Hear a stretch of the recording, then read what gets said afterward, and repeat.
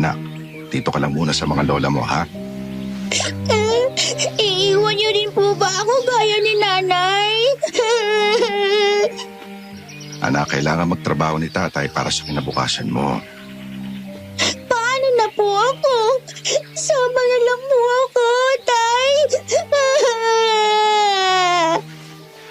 Kung pwede lang anak, ayoko rin na magkalayo tayo. Pero babalik naman ako agad. Tsaka nandiyan naman ang lolo at lola mo. Habang wala ako, sila muna mag-aalaga sa'yo. Okay? Mag-iingat ka lagi anak ha. Maging masunurin at mabait ka. Aalis na si tatay. Opo. Nay, tay, kayo na pong bahala kay Eden ha. Nang mga panahon na yon, ay hindi ko alam kung saan ang tungo ni tatay. Basta ang natatandaan ko lang, trabaho ang dahilan kaya siya umalis. Wala pa rin akong tigil sa kakaiyak habang hawak ako ng lola ko at sinusundan namin ng tingin si tatay na palabas ng bakuran. Matapos niyang sumakay ng tricycle, ngumiti pa siya sa akin at kumaway.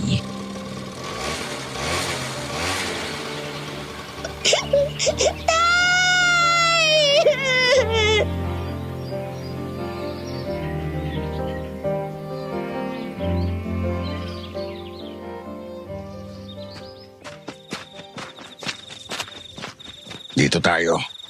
Pare, sigurado ka ba na tama itong pinupuntahan natin? Oo, sigurado ako. 3 beses ko pa nga kinumpirma yung address. Maliit lang tong baryo sa Ligan. Mahanap natin agad si Kumare. Pero pocha, kinikilabutan ako eh. Hindi mo man naririnig yun? Parang may umaangil sa paligid eh. Marami kasing mababangis na hayop dito sa gabi. Kaya kailangan natin magmadali. Boses ng babae yun ah. Saan galing yun? Neil, pare, ano nangyayari sa'yo? Maligayang pagdating dito sa bayan namin, pare. Tamang-tama ang pagdating mo. Dahil kailangan mas dumami, pare. Wag!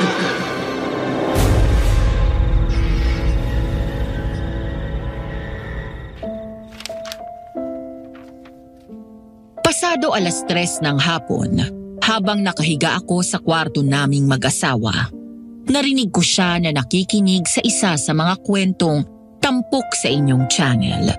Binalik ako ng mga sandaling yun sa nakaraan. Ang yugto sa buhay ko na kahit sa panaginip ay hindi ko akalain na mangyayari sa akin. Sabi ng asawa ko, bakit hindi ko daw isulat at ipadala sa inyo ang naging karanasan ko tungkol sa aswang. Ilang taon na ang nakakalipas. Tumanggi ako noong una, pero natagpuan ko na lang ang sarili ko kalaunan na inumpisahan ang sulat na ito. Dear Aswang Diaries and Madam Venus, itago niyo na lang ako sa pangalan na Eden. Ngayon ay 38 years old. Isa po akong nurse at nagtatrabaho sa isang malaki at pribadong ospital dito sa Maynila. Ayos naman ang trabaho ko sa kabila ng madalas ay toxic dahil sa dami ng pasyente. Kumbaga nasanay na rin. Mga nasa bandang 30 anyos ako noon nang isang job offer ang dumating sa akin. Doble ang bayad, bukod pa sa mga benefits at libre pa ang bahay at food allowance. Ang catch? Madedestino ako sa isang ospital sa liblib na bayan sa Mindanao. Tatanggihan ko na dapat yon hanggang sa magkaroon kami ng malaking problema ng boyfriend ko na si Tommy. Kaya nagdesisyon ako na tanggapin ang trabaho. Wala akong kamalay-malay na babaguhin ito ang pananaw ko sa buhay at mas pagtitibayin ang pananampalataya ko sa Diyos. Paalala, dahil sa maselang paksa, minabuti kong ibahin ang pangalan ng mga tao at lugar ng kwentong ito upang mabigyan ng proteksyon at privacy ang kanilang totoong katauhan. Baryo Saligan? Ito na nga yun. Eden! Uy, Uy, Steve! Kumusta? Long time no see, ha? Oo nga eh. Halika, dito tayo. Pinasundukan head nurse sa akin. Salamat. Grabe ang layo dito. Ang akala ko maliligaw na ako. Oo, yun lang ang downside dito. Malayo sa kabihasnan. Habang naglalakad kami, ay dinala niya ang maleta ko. Hanggang sa may napansin ako, lahat ng tao sa baryo na yon ay sinusundan ako ng tingin na parang ngayon lang sila nakakita ng tao. Lalo na ang mga lalaki na malagkit na ang tingin sa akin. Nakaramdam ako ng kilabot, Madam Venus. Napansin ko rin na ang mga bahay at establishmento doon ay may mga nakasabit na bawang o kung ano-ano pa sa mga pinto at bintana. Steve, bakit ganyan sila tumingin sa akin? Lalo yung mga lalaki para akong hinuhubaran. Ganyan din ako nung bagong dating. Pero ang sabi nila sa akin, basta huwag ka daw sila tignan sa mata. Diretso lang. Ilang sandali pa ay nakarating na kami sa ospital. Hindi kalakihan, pero maayos naman ang pasilidad at 3 palapag yon. Gaya ng mga bahay sa baryo na yon, maging doon sa ospital ay may mga nakasabit na bawang at talisman o yung kulay dilaw na papel na may nakasulat na Chinese characters sa pulang tinta.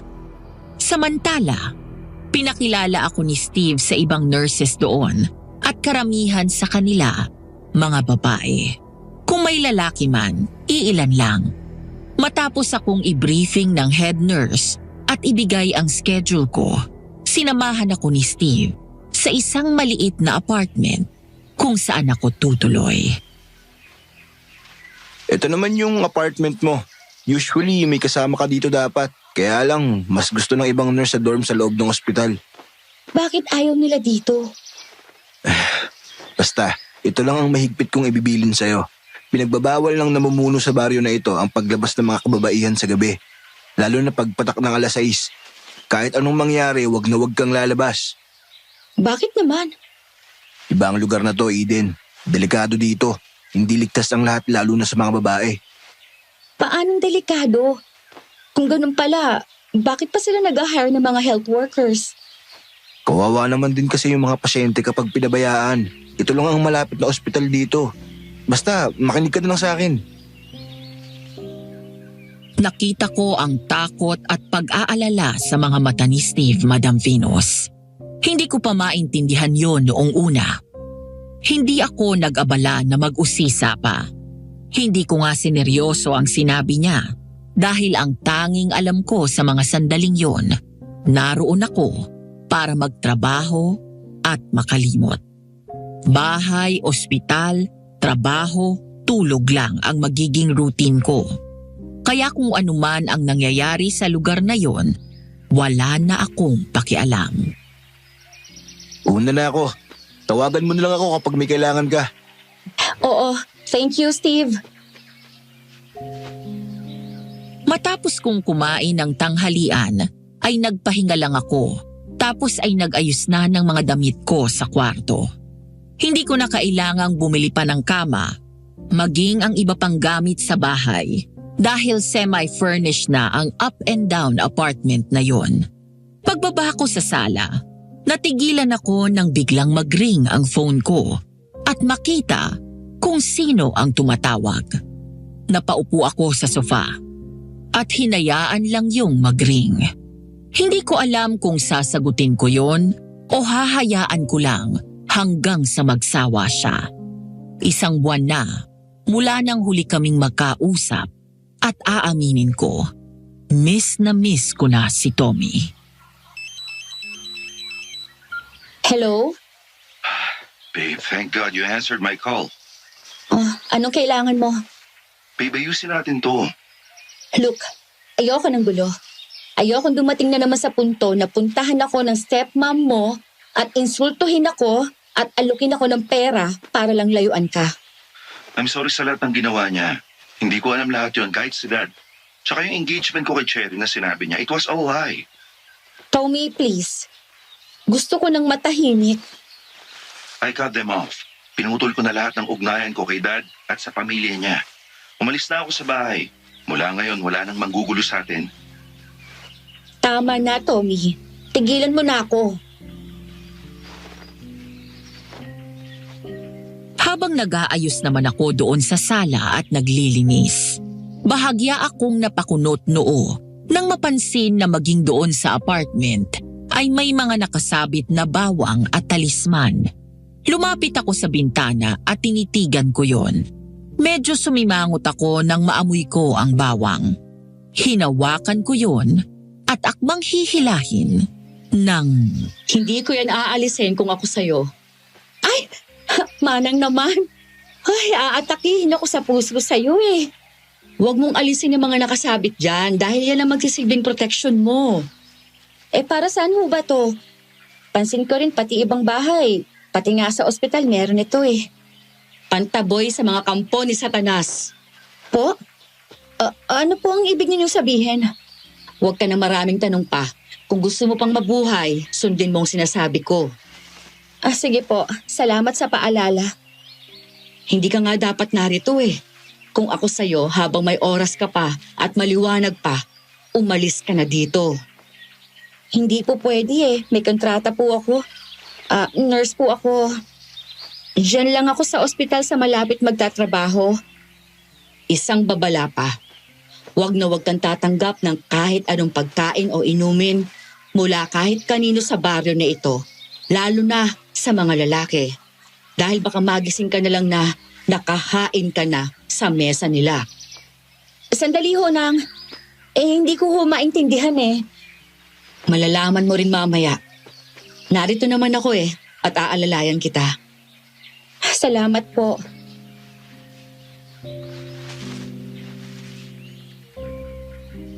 Kinagabihan, dahil umaga ang unang duty ko kinabukasan, 8:00 pa lang ay patapos na akong maghugas ng pinagkainan ko. Sarado na rin ang mga bintana at ang pinto ko. Matapos yon ay naligo ako at nagpatuyo ng buhok bago tuluyang nahiga sa kama. Ilang sandali pa, muling nagring ang phone ko. Muli ay si Tommy na naman ang tumatawag. Bakit na naman? Wala. Namimiss lang kita. Nandito lang ako sa condo natin. Kinuha ko na lahat ng gamit ko sa bahay namin. Sinoli ko na rin pati mga credit card ni Dad. Ang naiwan na lang sa akin, yung mga iniwan ni Mami bago siya nawala. Tommy, tapos na tayo. Hindi ka na dapat nandyan. Tapos? Hindi tayo natapos. Hindi tayo naghiwalay. Kung na nga lang to, basta na lang nawala eh. Saka bakit ba ang kulit mo? Bakit ka tawag ng tawag? Bakit mo naman sinasagot? Babe, kilala kita. We've been dating for 10 years. Alam ko namimiss mo rin ako. Ay, ayoko lang ng komplikadong buhay kaya ako lumayo. Kaya nga lumayo na rin ako sa kanila, di ba? Sige na, saka na lang tayo mag-usap. Matutulog na ako eh. Maaga pa ang duty ko bukas. Fine, magpahinga ka na. Good night, baby. Love you. I really still love you. I love you too. Good night. Muli akong bumuntong hininga ng malalim, saka tumitig sa kisame. 20 anyos ako nang maging boyfriend ko si Tommy. Nagsimula kami sa pagiging magkaibigan. Nakilala ko siya noong first day ng klase noong college kami. Gaya ko, ay nurse din siya. Agad kaming nagkasundo hanggang sa manligaw siya at naging kami. Mula siya sa mayamang pamilya. Wala namang problema noon sa parents niya, lalo na noong buhay pa ang mommy niya. But 7 years ago, namatay ang mommy niya sa sakit na breast cancer. After 4 years, nag-asawa ulit ang daddy niya. Doon na kami nagkaroon ng problema dahil pati relasyon namin ay pinakikialaman ng stepmom niya. Hindi siya boto sa akin dahil hindi ako mayaman. Noong una ay hindi naman siya pinapansin ni Tommy. Hanggang sa umabot kami sa punto na sumugod siya sa ospital kung saan ako nagtatrabaho at inalipusta ako. Ang mga nangyayari sa teleserye at naging biruan ngayong panahon na ito sa social media na inalok ng pera para layuan ang anak nila, ginawa yun sa akin ng stepmom niya.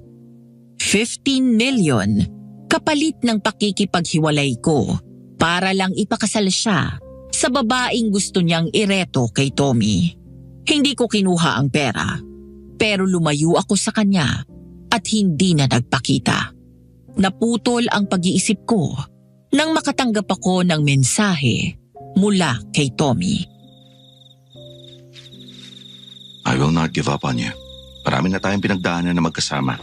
Hindi ito magpapaguho sa 10 taong relasyon natin na pinaghirapan natin buuin. Mahal na mahal pa rin kita, Eden. Hintayin mo ako, ha? Kukunin kita kahit nasaan ka pang sulok ng Pilipinas. Miss na rin kita, babe. Sana nga nandito ka kasama ko ngayon. Ang lungkot na nararamdaman ko ay napawi kahit papano nang mabasa ko ang mensahe niya. Sasagot na sana ako nang makuha ng mga ingay sa labas ang atensyon ko. Lalo na nang may marinig akong malakas na sigaw ng isang babae. Kasunod ng parang tunog ng zombie na napapanood ko sa mga pelikula sa sine. Napilitan akong bumangon at sumilip sa bintana. Ano yun? Nagkakagulo ba sa labas? Oh my God! Nanlaki ang mga mata ko nang makita ang hindi bababa sa 5 lalaki ang nakatayo sa harap ng apartment ko. Pero hindi lang yun ang labis na ikinagulat ko. Dahil mula doon sa kwarto ko sa 2nd floor, kitang-kita ko ang ibang anyo ng mga ito. Nakakatakot, mga mukhang demonyo. Nanlilisik ang mga mata nila at may mga matatalas na pangil. Ang kuko nila sa kamay ay mahaba at matulis.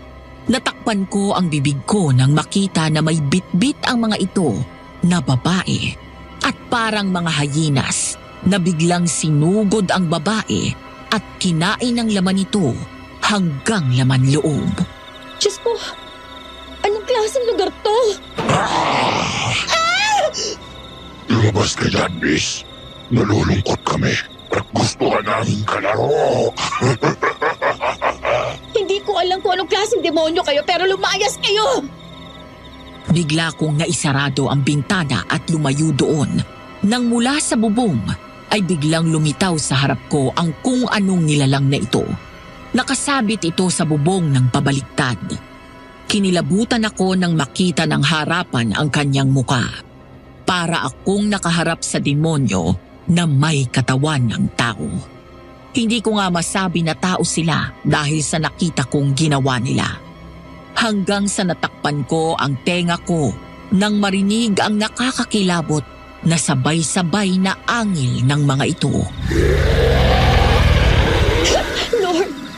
Lord help me, please!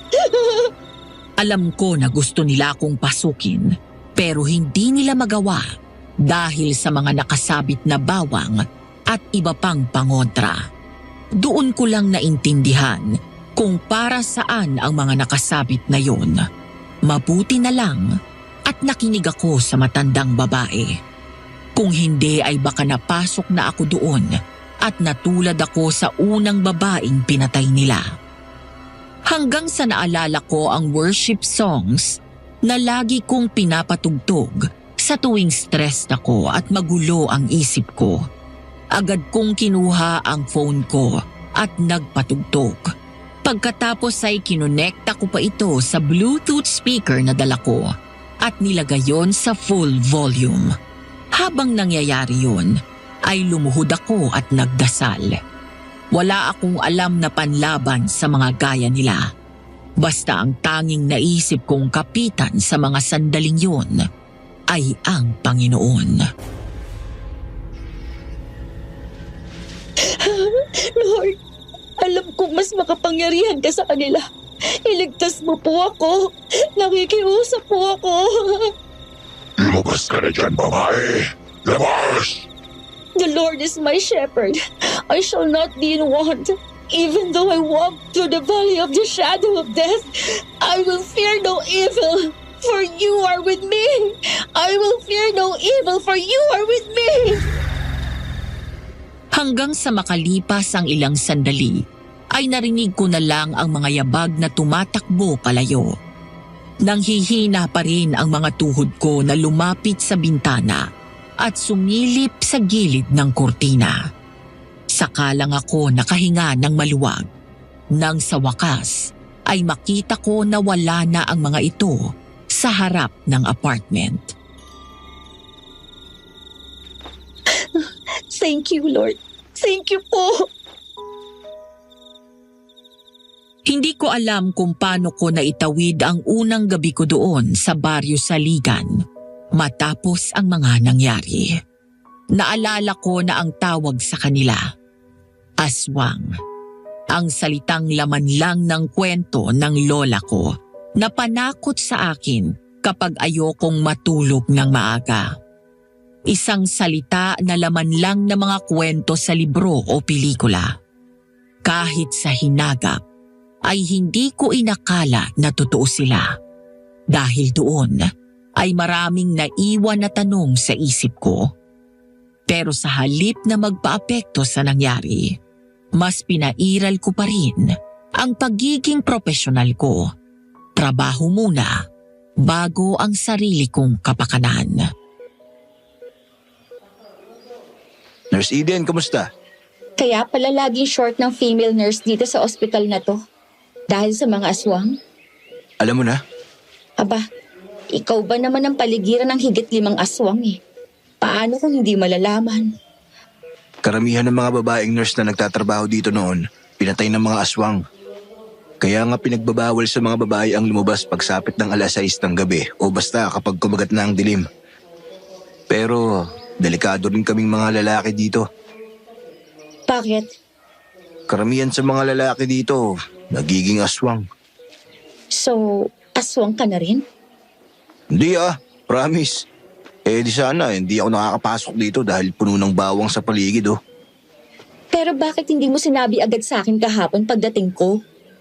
Yun ang instruction sa akin Baka daw kasi matakot kayo agad at umalis. Short staff na talaga dito sa ospital.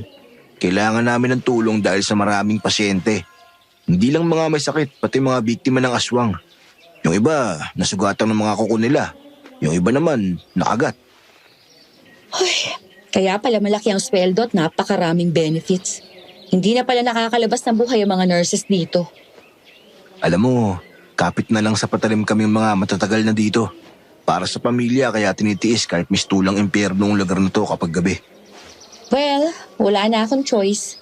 Nandito na ako Tingnan na lang natin kung hanggang kailan ang itatagal ng buhay ko dito.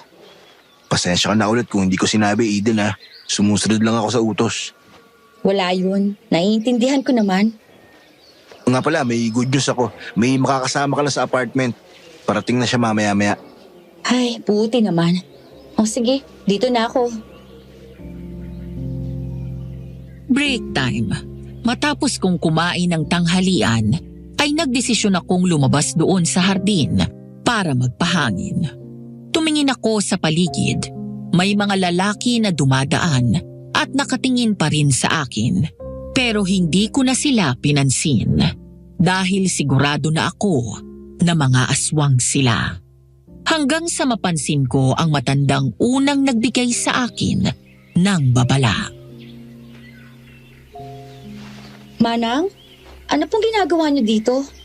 Naglalakad-lakad hanggang sa nakita kita. O, kumusta ang unang gabi mo dito? Kunwari ka pa, alam kong alam mo na ang nangyari sa akin, Nag-warning ka nga kahapon, di ba? Sayang, napakaganda nitong bayan na to.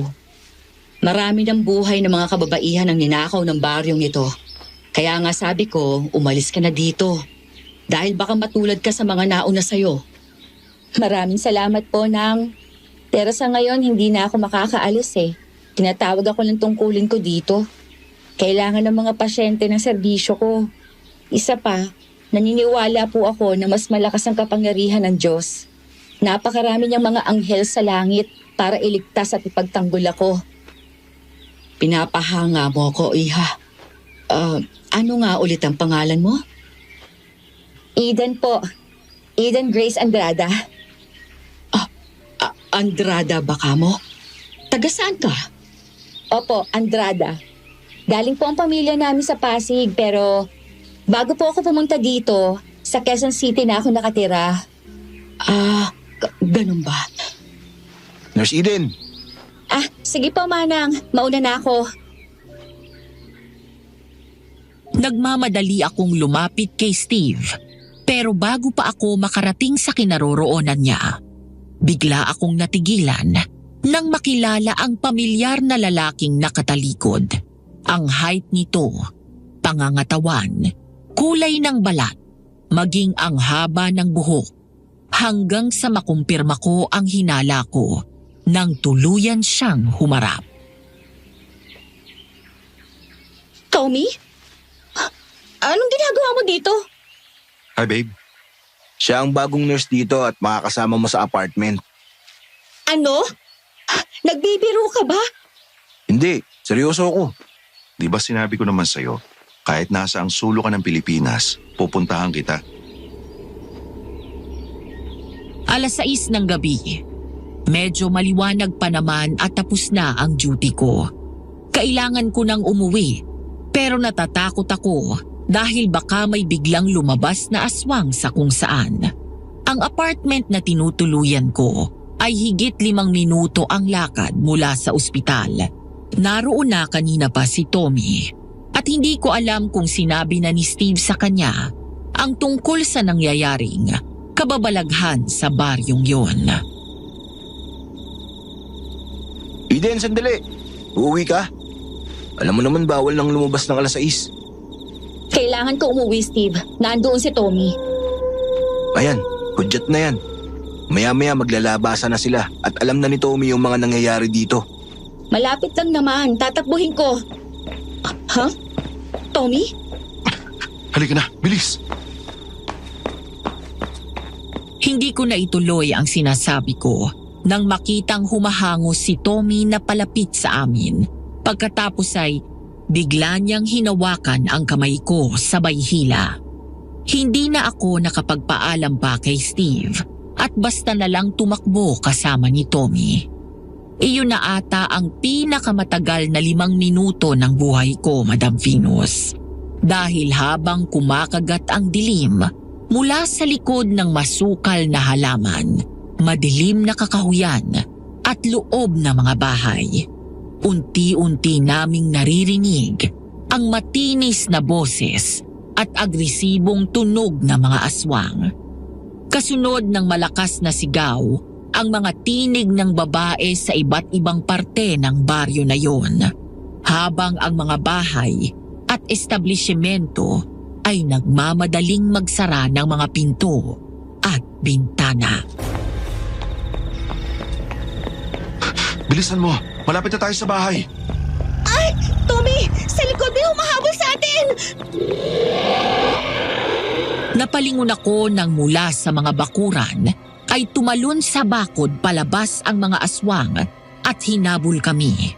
Pero bago pa kami naabutan ng mga ito, nakapasok na kami sa bakuran. Saktong pagsarado ni Tommy ng gate ay sabay dating na mga aswang.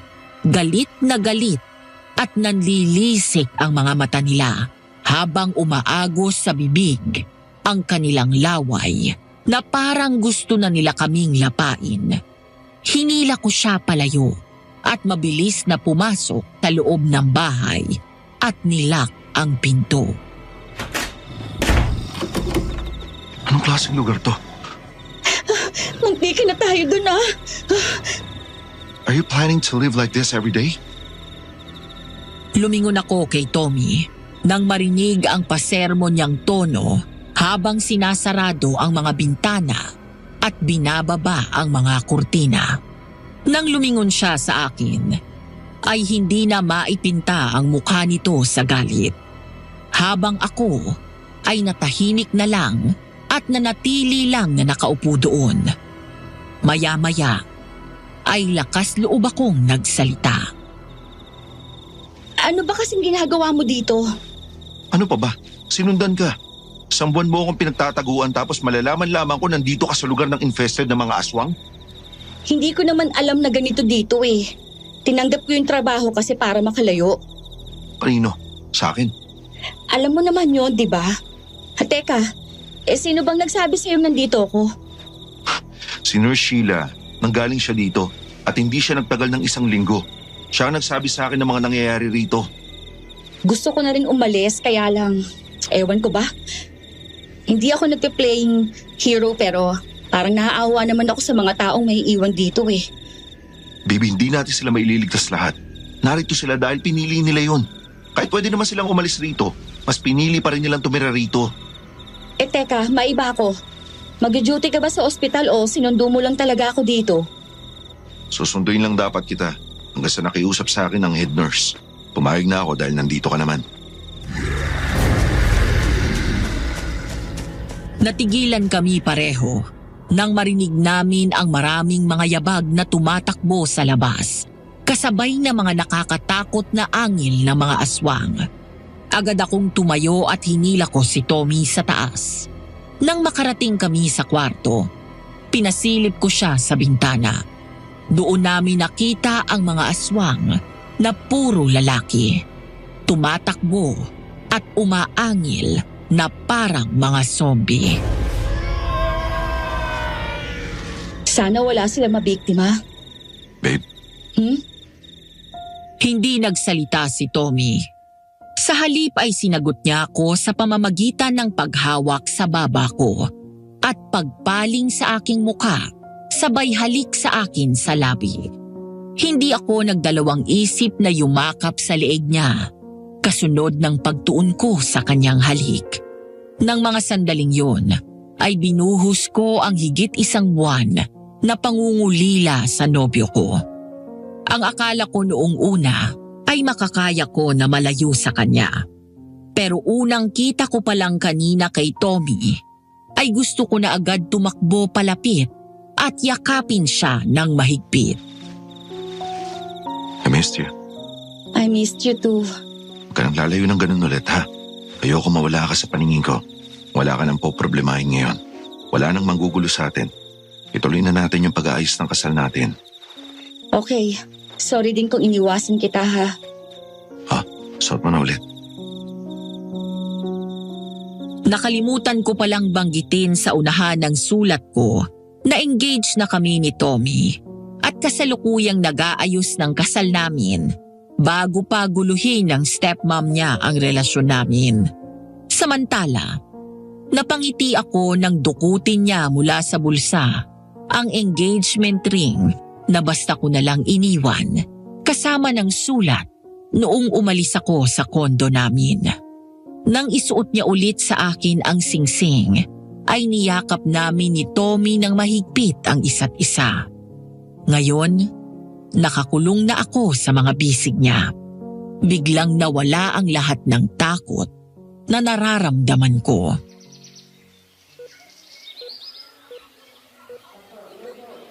Pare, si patient Bautista ba nakapag-extract ka na sa kanya ng dugo? Ito pa lang eh. May tinitingnan lang ako sa chart niya. Sabay na pumunta sa ward ang 2 lalaking nurse para puntahan ang kanilang pasyente. Habang ako naman ay nasa nurse's station ng mga sandaling yun. Ang kwento sa akin ng boyfriend ko, matapos niyang kunan ng dugo ang pasyente, palabas na sila ng ward nang mapag-usapan ang mga aswang sa baryo na yun. Huminto sila doon sa station kung saan ako naroon. Nga pala, paano dumami ng ganun yung mga aswang dito? Ang sabi sa akin ng mga taga rito, yung karamihan sa kanila naging aswang dahil minana sa mga magulang nila. Pinanganak na silang aswang. Ibig sabihin, yung mga babae rin dito aswang? Technically, oo. Pero hindi lang sila nagtatransform gaya ng mga lalaki dito. Okay, that explains it.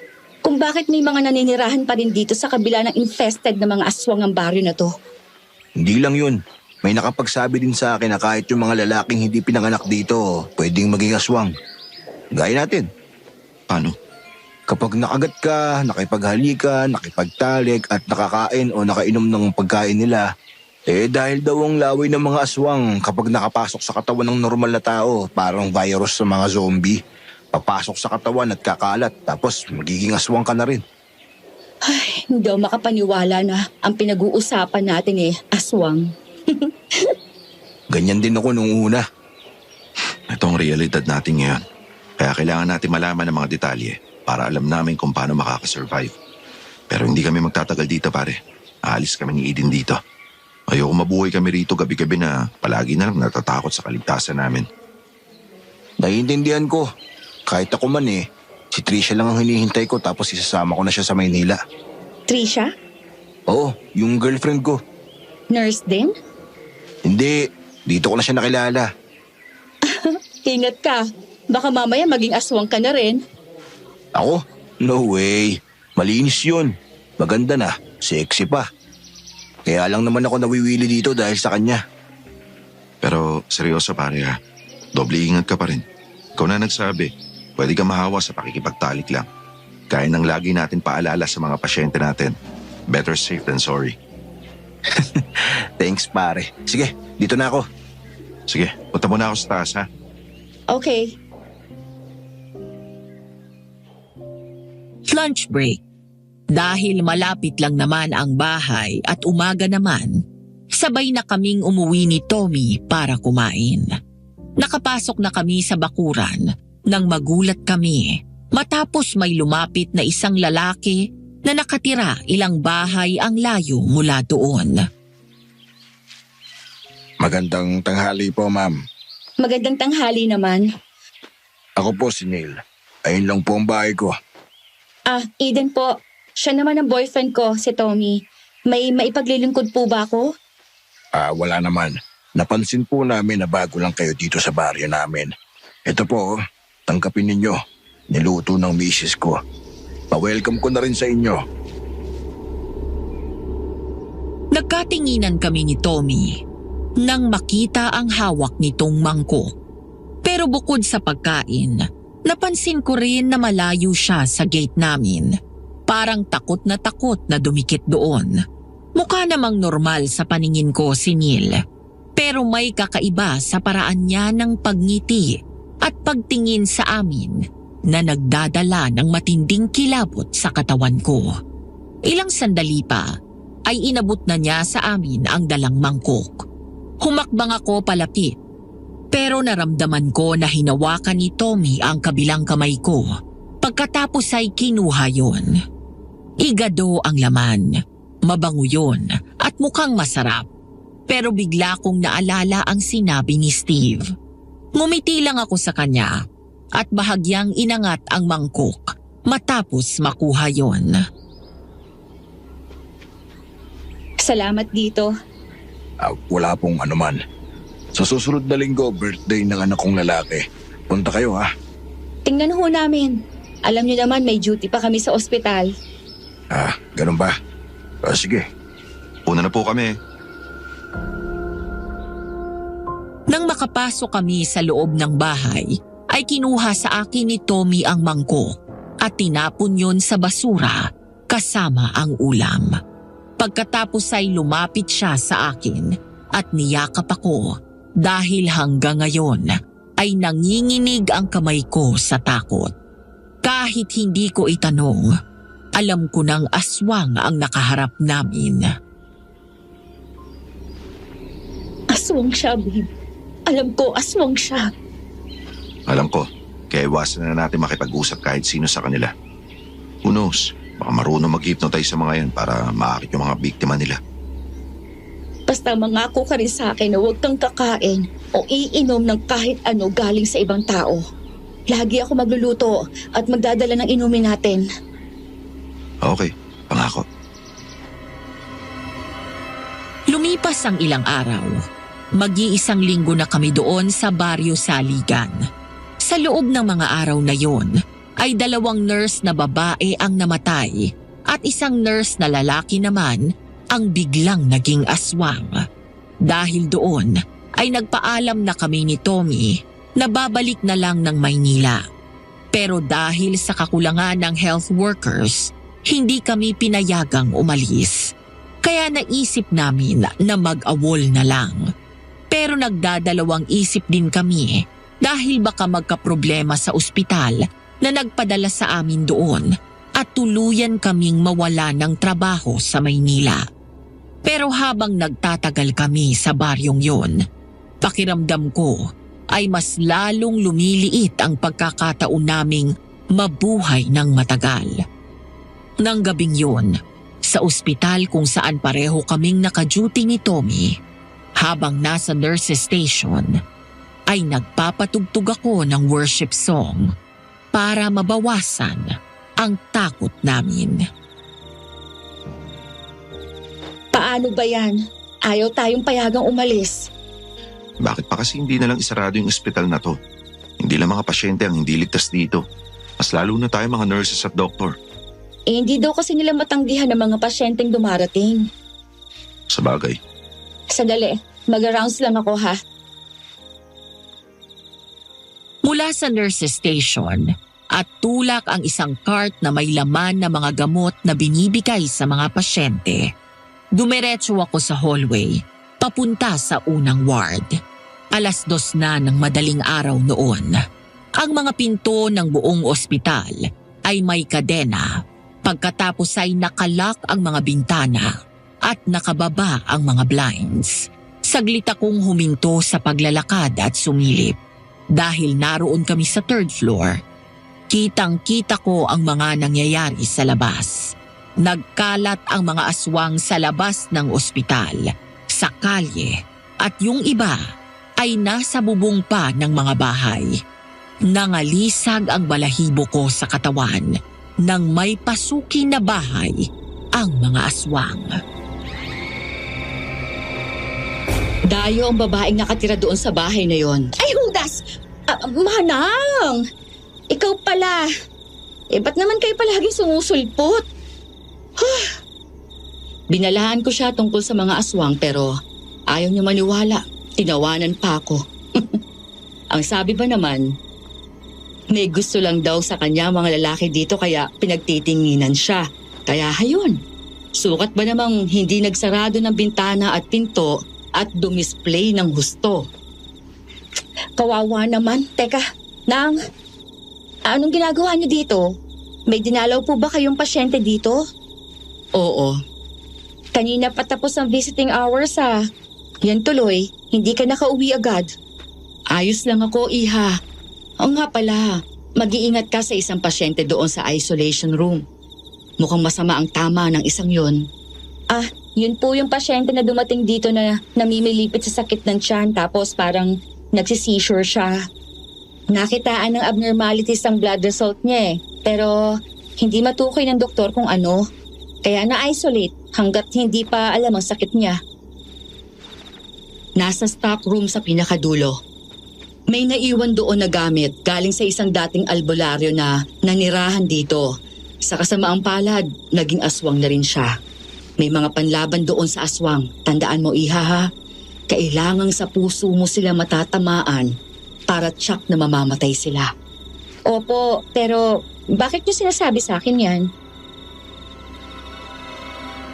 Bigla akong napalingon nang tawagin ako ng isa pang kasama ko na nurse. Magpapaalam sana ako kay Manang nang pagtingin ko ay wala na agad siya sa tabi ko. Nagtataka na napakamot na lang ako sa batok, sabay lingon sa paligid. Kaya nagpatuloy na lang ako sa paglalakad at tinulak ang cart. Hanggang sa sumapit ako sa ward. Inisa-isa ko ang kama ng mga pasyente na kailangang uminom ng gamot. Ang ilan sa pasyente naman ay pinalitan ko ng IV fluids. Ang isa ay tinurukan ko ng anti-allergy dahil sa dugong sinasalin sa kanya at karamihan ay binigyan ko ng gamot na kailangan nilang inumin. Matapos ng rounds ko sa mga ward, bigla akong huminto nang mapadaan sa isolation room. Napakunot noo ako nang makitang nakatayo ang pasyente. Nakatalikod siya mula sa pinto at nakaharap sa pader. Huling bisita namin sa kanya kanina ay sobrang taas ng lagnat niya. Pagkatapos ay namumutla at hinang-hina siya. Dahil doon ay pumasok ako sa loob para paalalahanan siya. Sir? Mahiga ho kayo. Kanina lang ang taas po ng lagnat niyo baka mahilo kayo. Hindi pwedeng nakatayo ka dyan. Sir? Sir? Sir? Okay lang po ba kayo? Nilapitan ko ang lalaking pasyente at tinapik sa balikat. Nang lumingon siya sa akin, biglang nanlaki ang mga mata ko nang makita ang pagbabago ng kanyang muka. Yun ang unang beses kong naranasan na kilabutan ako mula ulo hanggang paa. Mapula at nanlilisik ang mga mata. Sa balat niya ay naglalabasan ang mga ugat, habang matalas at mahaba ang kanyang mga ngipin at ang kuko niya sa mga kamay ay ganon din. Bago pa ako makatakbo ay agad niya akong sinalakay at sinakal ng mahigpit. Tommy! Bitiwan mo ko!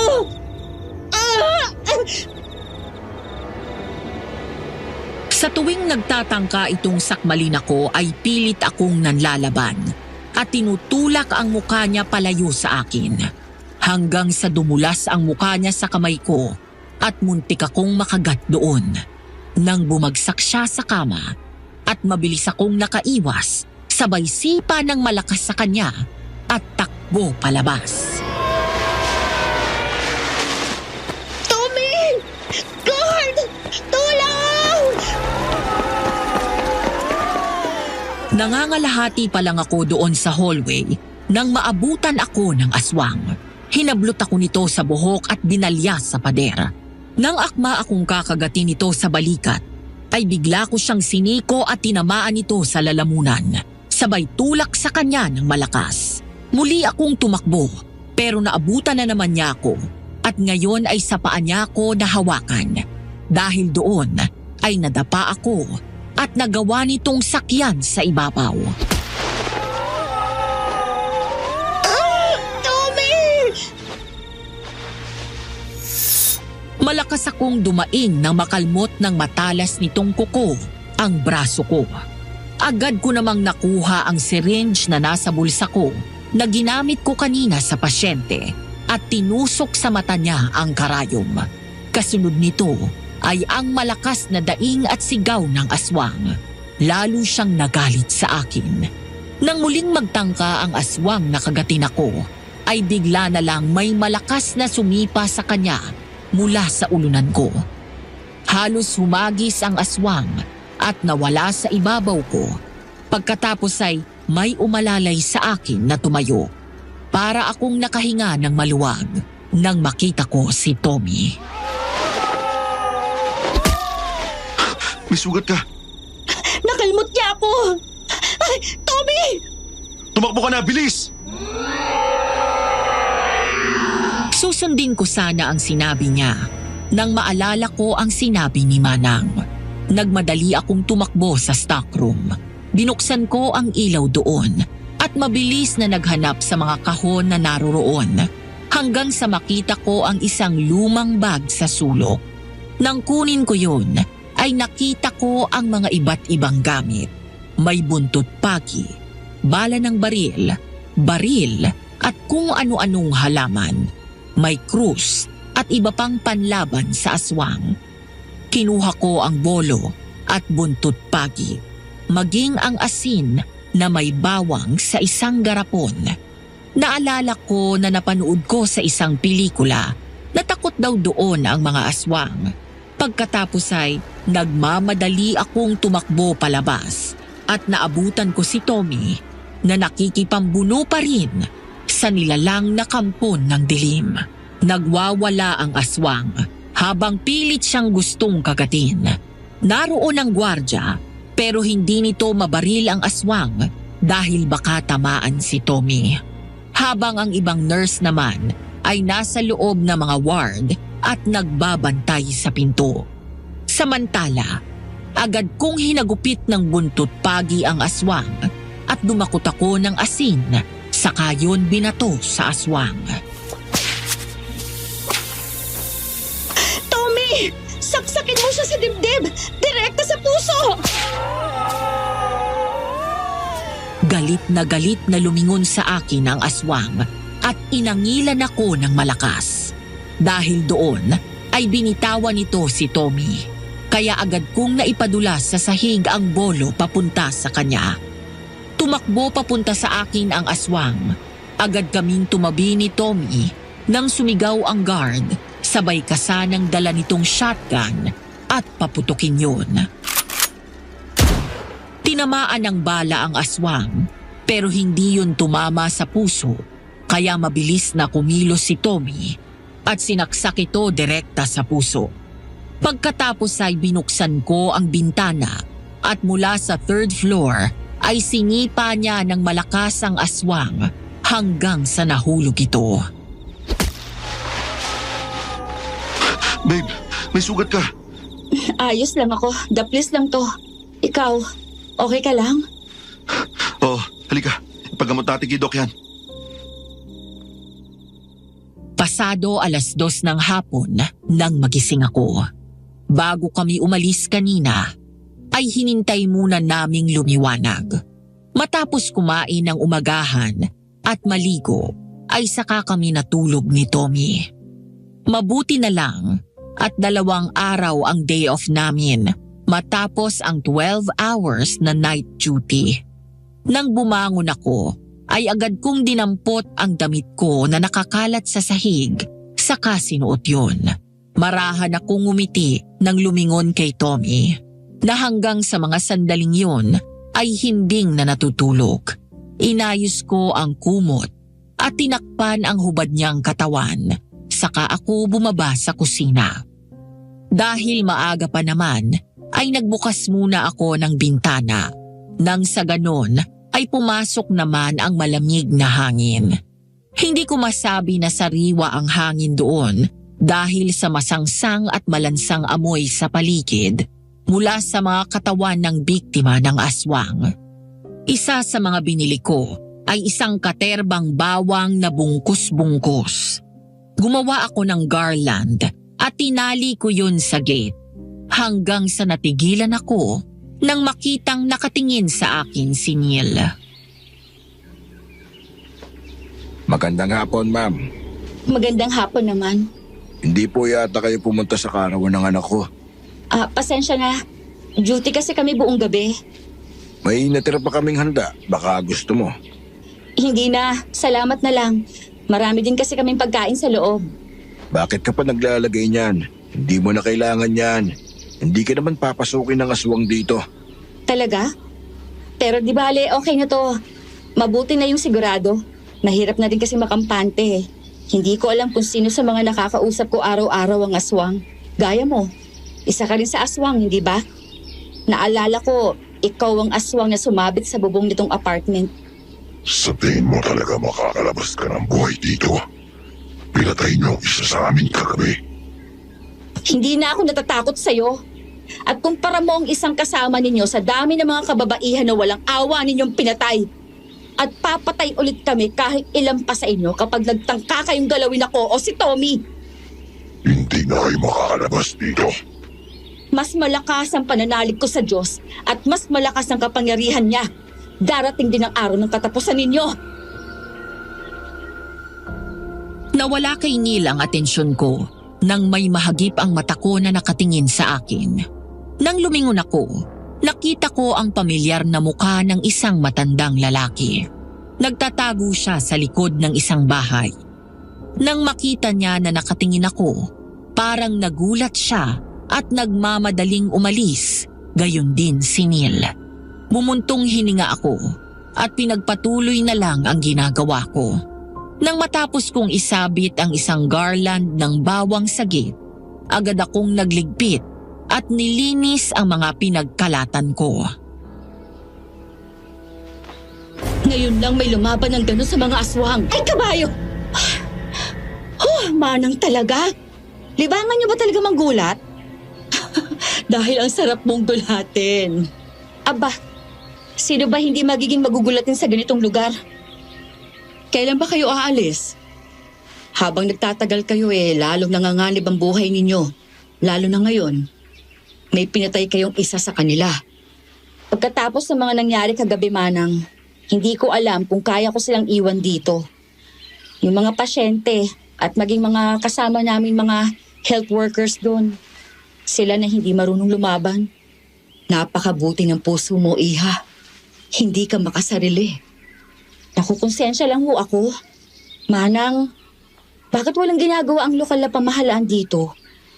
Bakit nila hinahayaan na ganito ang mangyari? Sinubukan na nila noon. Isang gabi, sumugod ang mga sundalo at pinasabog nila ang mga kuta ng mga aswang sa gubat. Marami ang namatay. Ilang taon ding natahimik ang baryong ito. Pero ang mga natirang mga aswang, patuloy na sumasalakay. Sa pamamagitan ng pagtagat nila sa mga kapwa lalaki na kalaunan nagiging aswang din. At ang mga ipinapanganak ng mga kababaihan na asawa ng mga aswang. Dahil doon, para sila mga kabote na biglang sumusulpot at dumarami. Habang lumilipas ang panahon, parami sila ng parami, kaya tuluyan ang kinalimutan ng baryong ito. Yung mga babaeng asawa ng aswang na sinasabi nyo, hindi ba sila binibiktima ng mga aswang? Kahit sila walang ligtas, lalo na kapag kumalam ang sikmura ng mga aswang. Kaya ang mga asawa nilang naging aswang, umaalis sa kanilang mga bahay at naninirahan sa kagubatan. Umuuwi sa kanilang mga asawa kapag gusto nilang magpunla at magpadami ng lahi. Hindi na rin magawang umalis sa mga babaeng ito dahil na rin sa kabilang na sila sa mga aswang. Nakakalungkot. Nawala na sila ng pagkakataon para makaalis dito at mabuhay ng payapa. Paano bang nagkaganito ang bayan na to? Mahigit 60 taon nang nakalilipas. Dito sa bayan na ito, nakatira ang isang magandang dalaga. Lagi siya mag-isa. Walang pamilya o kaibigan. Pero sa kabila nun, sa sobrang ganda niya, lahat ng kalalakihan naaakit sa kanya. Ngunit naging dahilan din yon ng inggit at galit sa kanya ng mga kababaihan. Hanggang sa may nakipagkaibigan sa kanyang mga kababaihan. Labis ang kasiyahan niya dahil yon ang unang pagkakataon na may naging kaibigan siya. Hanggang sa inimbitahan siya ng mga ito sa isang kasiyahan. Hindi niya alam ang nag-aabang sa kanyang panganib. Dinala siya ng mga kababaihang ito sa isang bahay. Nagulat siya nang pagdating doon, may naghihintay sa kanyang 7 lalaki. Halinhinan siyang pinagsamantalahan ng mga ito. Habang ang mga babaeng tinuring niyang mga kaibigan, nanonood lang sa impyernong dinadanas niya at tinatawanan siya. Oh my God!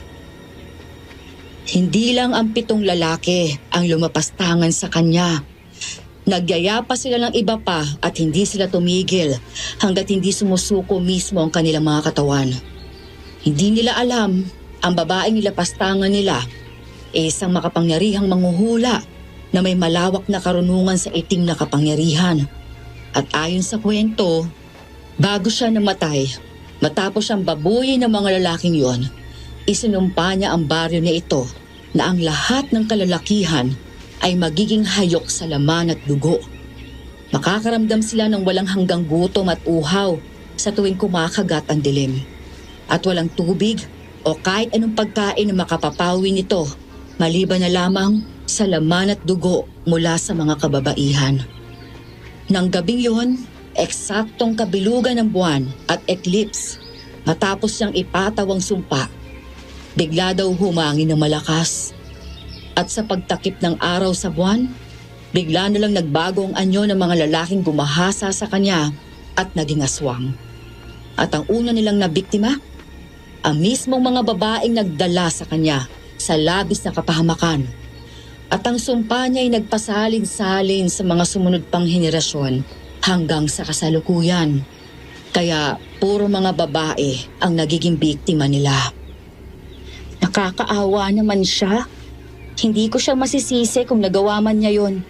Pero nakakaawa ang mga wala namang kinalaman gaya ng mga anak nila. Ganun talaga. Ang isang pagkakamali ay may mabigat na kaparusahan. O eto, kunin mo. Isuot mo yan. Nilahad ko ang palad ko at nilagay doon ni Manang ang isang gintong kwintas na may pendant na plain na krus. Parang may humaplo sa damdamin ko nang umiti siya sa akin matapos kong isuot yun. At doon ko lang natitigan ng husto si Manang.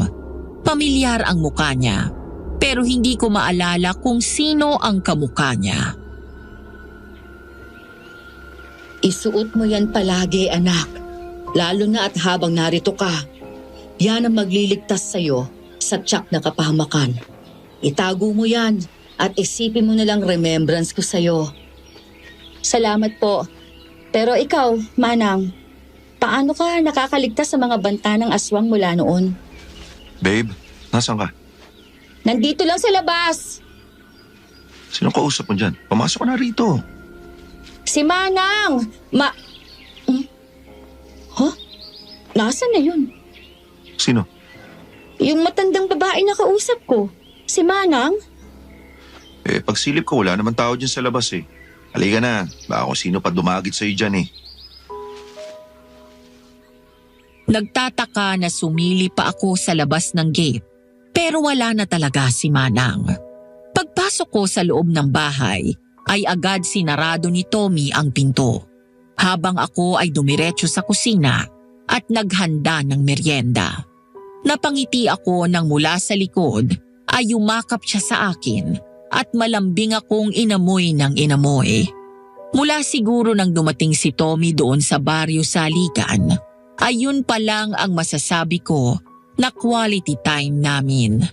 Gaya ko, ay agad din siyang sumabak sa trabaho sa ospital at naging abala sa pakikiramdam sa mga aswang sa gabi. Babe, let's go back to Manila. Pero hindi tayo pinayagan, di ba? Kailan na tayo papayagang umalis rito? Kapag patay na tayo pareho. Kapag patay ka na at aswang na rin ako. Pero paano yung mga maiiwan dito? Naaawa lang ako sa kanila. Hindi tayo mga superheroes, ha? Hindi natin kayang patayin lahat ng mga aswang na yan. Yung isa nga, hirap na hirap tayo. Para pa yung isang baryo. Let's be real, okay? Ay, sa bagay, tama ka. Kahit anong gawin natin, kahit mapatay natin silang lahat, may bagong sibol na mga aswang pa rin ang papalit sa kanila. Dahil sinumpa ang lugar na to at magpapatuloy ang mga patayan dito hanggat hindi na puputol ang sumpa. Hindi ko alam kung mangyayari pa yun. At di ba, si Steve na nga may sabi, choice nila na manatili rito. Wala ka na magagawa ron. Babe, makinig ka sa akin. Ikakasal na tayo. Marami akong pangarap para sa'yo. Sa ating dalawa at sa mga magiging anak natin. Paano kung 2 to 3 weeks from now, mabuntis ka? Lalong manganganib ang buhay mo rito dahil malakas ang pangamoy ng mga aswang sa buntis. Paano ka naman nakasiguro na mabubuntis ako, Aber? Mahigit 10 taon na tayo magkasama, babe. Kabisado ko na cycle mo. Fine, sige. Payag na akong umalis dito. Pero kailangan pa rin nating magsabi kay head nurse. This time, hindi na tayo magpapaalam. Ipapaalam natin sa kanila na kapag desisyon na tayo. Sa ngayon, pwede ba mag-relax muna tayo habang maaga pa? Patahimik sa labas? Okay. Matapos ang 2 magkasunod na araw na morning duty, ay muli kaming nagpanggabi kinabukasan. Ilang araw na lang kami magtatagal doon. Naipaalam na namin sa head nurse ang desisyon naming 2 na aalis na kahit anong mangyari. Sinubukan kaming pigilan, pero nanindigan si Tommy para sa aming 2. Pumayag ang nurse sa kondisyon na bago umalis, ay maghihintay muna kami sa pagdating ng papalit sa amin. Isang bagay na hindi ako pabor. Hindi ko maintindihan kung bakit patuloy silang nagpapadala ng mga nurses dito kahit na alam nilang delikado. Naiinis akong isipin na sinasamantala ng mga nakatataas na hindi makakatanggi ang ibang health workers kapag sinabing mataas ang sweldo. Babe, yung mga damit natin nakaready na ba? Oo, inuunti-unti ko na lang nang lagay sa mga luggage natin. Hindi na ako makapaghintay na makalis rito at bumalik sa normal ang mga gabi natin. Nga pala, di ba duty ngayon si Steve? Nasaan na yun? Eh baka absent pa rin. Wala rin kahapon yun eh. May sakit raw. Sana okay lang siya. Mula doon sa ward, ay pumunta muna ako sa emergency room para isoli ang hiniram naming mga gamit. Dahil maliit na ospital lang yon, kaya may mga gamit na kailangan naming hiramin sa ibang department. Pabalik na ako sa ward nang makita ko doon sa ER si Steve. Namumutla ito at namumula ng husto ang mga mata, kaya agad ko siyang nilapitan. Oh, Steve! Anong nangyari sa'yo? Hindi ko nga alam, Eden eh. Sumama ng husto ang pakiramdam ko mula pa kahapon. Suka ako ng suka. Tapos lahat ng kainin at inumin ko ayaw tanggapin ng tiyan ko. Kaya nagpunta na ako dito sa ospital at nagpa-dextrose. Hala ka. Sige ka, baka maging aswang ka na. Kapag ganun nga ang nangyari, nasa locker ko yung gamit ko. Nandun ang wallet ko tsaka yung ATM ko. Nandun yung naipon kong pera para sa mama ko. Pakibigay na lang. Tsaka yung sulat ko para sa kanya nasa bag ko. Ibigay mo na rin. Hoy, joke lang yun. Kapag naging aswang ako, pangako, tatakbo agad ako palabas. Tumigil ka nga. Bigla naman akong kinabahan sa'yo eh. Sige na, bumalik ka na sa duty mo. Sige, iwan na kita dyan. Magpagaling ka ha. Pabalik na ako sa ward nang may marinig kaming malakas na sigaw ng isang babae at iyak ng isang bata. Lahat kaming mga nurse at doktor ay napalingon sa labas. Nang sumilip kami sa bintana, nakita namin na tumatakbo sa gitna ng kalsada ang isang nanay na karga ang kanyang anak na babae habang humihingi ng tulong. Tumingin ako sa paligid. Walang kahit isa ang kumikilos sa kanila para lumabas at iligtas ang mag-ina. Hindi ko matiis, Madam Venus. Hindi ko kayang baliwalain ang iyak ng mag-ina. Kaya kahit alam ko na delikado, humarap ako sa gwardya at kinuha mula sa kanya ang baril niya. Ibigay mo na sa akin yung baril mo, kuya. Eden, nababaliw ko na ba? Ano? Pababayaan na lang natin sila doon? Kaya dumadami ang casualties dahil sa halip na tumulong tayo. Nagpapadaig tayo sa takot at nagkukulong dito. Kaya lumalakas ang mga demonyong yan dahil tayo mismo takot. Mamamatay ka sa gagawin mo. At least mamamatay akong ginagawa ang sinumpaan kong tungkulin. Hindi ka pwedeng sumugod doon. Panginoon, tulungan mo po sila. Iligtas niyo pong mag-ina na yon. Kayo na pong bahala sa akin. Eden, sandali lang. Eden! Sorry, babe. Pero kailangan kong gawin to. No turning back, Madam Venus. Nang hindi ibigay ng gwardya ang baril, nagmadali akong tumakbo pabalik sa ward at kinuha ang isang garapon ng asin, buntot pagi at bolo. Paglabas ko ay mabilis akong tumakbo at sinalubong ang mag-ina. Iyak ng iyak ang babae habang nagkukumbulsyon ang bata sa sobrang taas ng lagnat. Nanlaki ang mga mata ko nang isa-isang naglabasan ang mga aswang mula sa likod ng mga makakapal na halaman. Muli kong naramdaman ang kilabot mula ulo hanggang paa. Para akong nasa impyerno na mga sandaling yon at hinahabol kami ng maraming demonyo. Pero alam ko at nararamdaman ko na kasama ko ang Diyos at kanyang pulutong na mga anghel na lumalaban. Nang malapit na sila, ay binato ko sila ng asin kaya umatras ang mga ito. Hindi ako huminto sa pagbabato sa kanila at dahil sa mga nakakalat na asin na nahulog sa simento, hindi magawang makalapit sa amin ng aswang. Tatakbo na dapat kami nang mula sa taas ng puno ay tumalon ang dalawang aswang at humarang sa daan namin.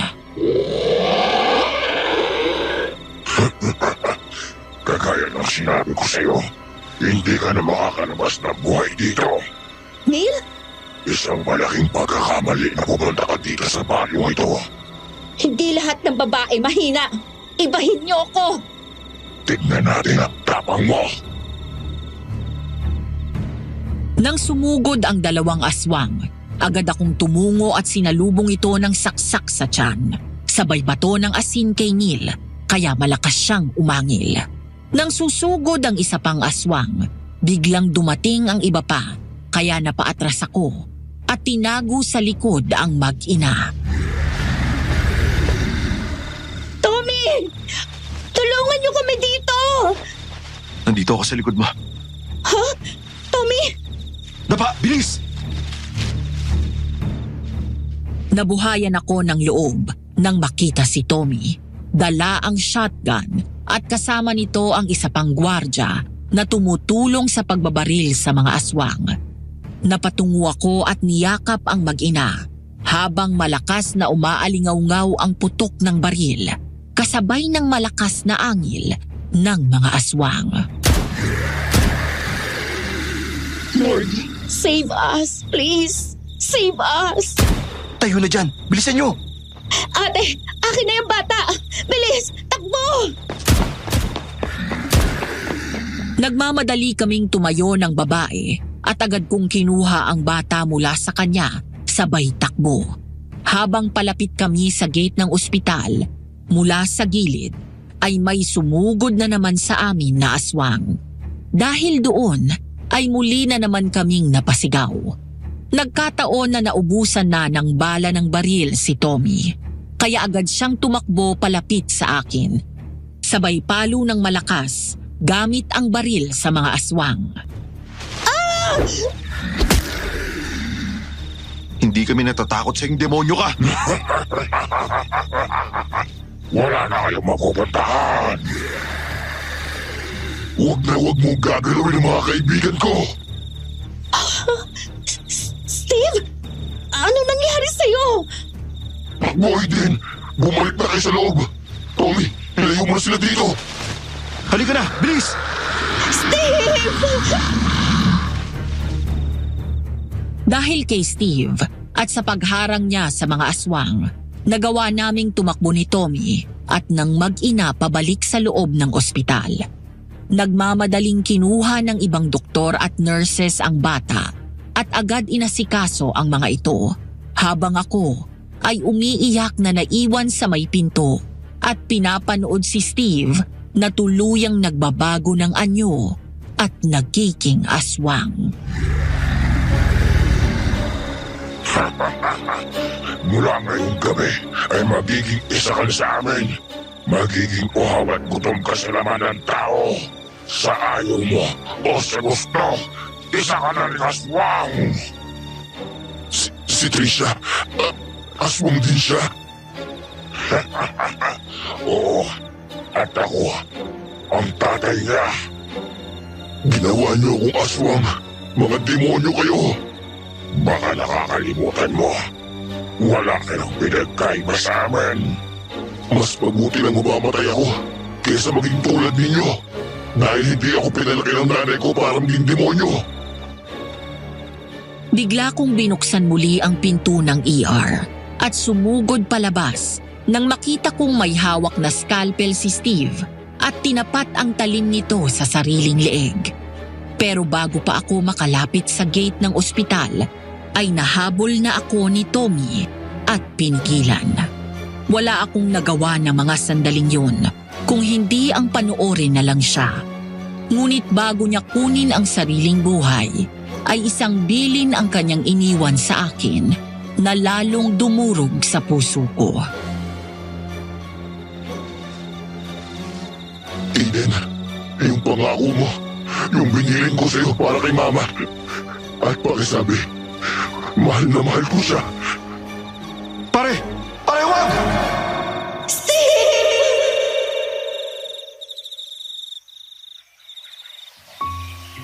3 araw na ang lumipas mula nang mawala si Steve. Nang lumiwanag ay saka pa lang namin nakuha ang bangkay niya. hindi na siya bumalik sa dating anyo bilang tao. Nang dalhin siya sa morgue, kaming mga naging kaibigan niya ay nagluksa sa pagpanaw ng isang mabuting kasama sa trabaho at kapatid. Dahil doon ay mas lalo akong nagngit-ngit sa galit. Gusto kong sumugod sa kuta ng mga aswang at pasabugin sila. Kinuhanan namin ng picture si Steve para yon ang ipakita sa kanyang pamilya sakaling hindi sila maniwala. Dahil sa misyon na iniwan niya sa akin, mas lalo akong nagkaroon ng determinasyon na patuloy na labanan ang mga aswang at makaligtas. Babe, halika. Umuwi na muna tayo. Lunch break na. Okay. Kumusta na pala yung mag-ina? Dengue yung naging diagnosis ni Doc. Sabi niya mabuti raw at naagapan. Baka raw kasi kung ano na yung nangyari sa bata kung nahuli siya ng dating sa ospital. I mean, bukod sa baka nakain na sila ng aswang, baka ikamatay ng bata yung sakit niya. Kinausap ko yung nanay. Nakumbinsi ko siyang umalis na dito sa bayan nito. Mula daw nang maging aswang ang asawa niya. Hindi na raw ito bumalik sa kanila. At umaasa siya na kahit paano, magpapakita sa kanila to kaya hindi sila umaalis dito. Sigurado ka ba na nakumbinsi mo? Oo, lalo na at nakita niya mismo ang takot at trauma ng anak niya sa aswang. Isa-isa ko nang kinakausap ang mga pasyente dito na ialis na doon ang mga kamag-anak nila. Ang umalis na dito sa lugar na to para wala na silang ipadalang health workers. Tama na yung mga gaya ni Steve na nagbuwis ng buhay. Babe, alam ko nahihirapan ka sa mga nangyayari. Pero huwag mong gawing burden to, ha? Release it. Naniniwala ako na nakikita ng Diyos yung mga nangyayari at darating ang tamang panahon na siya mismong tatapos sa kasamaan ng mga aswang sa baryo na ito. Pero sa ngayon, pwede ba kumain na muna tayo? Ay, okay. Mula sa ospital ay naglakad kaming dalawa ni Tommy pabalik sa bahay para kumain. Hanggang sa namataan ko si Neil na may kausap malapit sa apartment. Hindi ko napigilan ang sarili ko, Madam Venus. Pakiramdam ko ay umakyat sa utak ko ang matinding galit at hindi na nakapag-isip pa. Bigla ko siyang sinugod at sinapak ng 2 beses, sabay sipa sa kanya. Agad umangil na parang zombie si Neil nang tumingin siya sa akin at akmang susugod pero hindi ito makalapit. Marahil ay dahil pareho kami ni Tommy na may suot na kwintas na may krus na pendant. Mga hayop kayo! Kayo ang pumatay sa kaibigan ko! Kinitil niya ang sarili niyang buhay. Hindi namin kasalanan kung mahina ang loob niya. Dahil ginawa niyo siyang aswang! Ikaw at yung anak mo! Lahat kayo mga demonyo kayo! Babe, tama na, please. At susunod na yung nobyo mo. At ikaw, sisiguraduhin ko na makukuha ka namin. Bago niyo pang magawa yan, ako mismo maghahatid sa inyo sa impyerno dahil doon kayo bagay! Kalma na, sige na. Sige ka, magsiselos na ako niyan. Masyado ka nang affected sa pagkamatay ni Steve, baka mamaya. Babe! Ano ka ba? Joke lang, pinapatawa lang kita eh. Alam mo naman na hindi ako siloso, di ba? Liga nga rito, kiss na lang kita, pampakalma ha? Kainis ka! Yumapos ako sa leeg niya at tumugon sa matamis na halik ni Tommy. Pagkatapos ay matagal-tagal din naming niyakap ang isa't isa. Matapos yun, ay pinaupo na lang niya ako at siya na daw ang bahalang maghanda ng mesa. Kaya naman sinandal ko ang ulo ko sa backrest ng sofa at pinikit ang mga mata. Hanggang ilang sandali pa ang nakalipas ay biglang umuga ang paligid. Lumilindol. Dahil doon ay nagmamadali kaming lumabas ng bahay. Ganon din ang ibang mga kapitbahay namin. Ang lakas nun ah. Wala na. Tumigil na. Bilisan na natin kumain, baka kailangan tayo sa ospital. Sige, susunod ako. Titingnan ko lang yung mga gamit sa itaas. Okay. Nagmamadali akong umakyat At gaya ng inaasahan, ang ibang mga gamit namin ay nahulog mula sa ibabaw ng cabinet. Matapos kong ayusin yon at ibalik sa kinalalagyan, bababa na sana ako nang may mapansin ako sa gilid ng cabinet. Isang pirasong papel. Nang damputin ko yon, ay isa pala yung lumang larawan ng mga nurse. Ang background ay ang ospital kung saan kami nagtatrabaho. Hanggang sa napakunot noo ako nang makilala ang isa sa mga nurses doon. Manang? Babe, halika na. Kakain na tayo. Nandyan na! Bilisan na natin para makabalik tayo agad. Ano ba'y tinitignan mo dyan? Siya yung kausap ko last week dito sa gate. Hindi ko pa siya nakikita eh. May nakasulat na pangalan sa likod. Ha? Oo nga no. Gina? Gina Andrada? Gina Andrada. Kapangalan ng nanay mo? Teka lang. Oo nga. Nasunog yung dating bahay namin. At nandun lahat ng pictures niya. Kaya wala akong memory kung anong itsura niya at wala rin maipakitang picture sa akin sila Lola. Pareho nga sila ng pangalan ni nanay. Baka siya yan. Di ba sabi mo nurse din siya? Kaya ka nga nag-nurse eh. Tsaka di ba yung nanay mo, mahigit 20 years nang nawawala? Tapos hindi mo na maalala yung mukha niya dahil 4 years old ka pa lang nung umalis siya. Tapos hindi na bumalik. Pero kung siya nga ito, bakit siya nandito? Mabuti pa magtanong tayo kay head nurse. Baka sakaling kilala niya tong nasa picture at tama ang hinala natin. Tumawag ako sa mga tita ko. Nilarawan ko sa kanila ang mukha ni Manang na siyang naroon din sa larawan na nakuha ko sa apartment. Kinumpirma nila sa akin na siya ang nanay ko. Labis akong naiyak sa tuwa nang malaman ko na buhay pa siya. Kanina pa ako naghihintay na magpakita siya sa akin. Dati naman ay bigla siyang sumusulpot. Pero ngayon, kung kailan ko siya higit na kailangang makausap, ay hindi siya dumarating. 4:00 na ng hapon ng mga sandaling yon, patapos na ang duty namin. Bukas ay babalik na kami ng Maynila. Gusto ko na siyang isama sa pag-uwi namin. Samantala, habang nasa nurses station ako at nag-a-update ng mga charts ng pasyente, dumating si Tommy na tila bagsak ang balikat at parang shock ang mukha. Babe? Bakit ganyan ang mukha mo? May nangyari ba? Sa tingin ko, kailangan mo sumama sa akin. Saan tayo pupunta? Basta, sumama ka na lang. Sandali. Tapusin ko lang muna to. Matapos ang ginagawa ko, ay sumama na ako kay Tommy. Mula doon sa ward, ay bumaba kami sa ground floor. Pagkatapos ay nagpunta kami sa likod ng ospital. Natigilan ako at napalingon kay Tommy nang makita ko na may maliit na chapel doon. Dahil hindi naman ako nagagawi sa likod, kaya hindi ko alam na may ganito dito. Si head nurse ang nagturo sa akin ito. Nandito ang nanay mo. Talaga? Si nanay?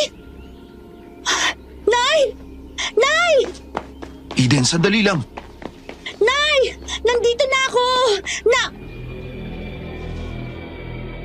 Agad akong tumakbo palapit sa chapel at tinulak ang pinto. Nang pumasok ako sa loob, natigilan ako matapos makita yon. Hindi yon chapel, kung hindi isang kolumbaryum. Nagsunod-sunod ang patak ng luha ko nang unti-unting nabubuo sa isip ko ang isang masakit na katotohanan. Pero nang mga panahon na yon ay in denial ako. Ayokong iproseso ng isip ko ang totoo. Buhay ang nanay ko.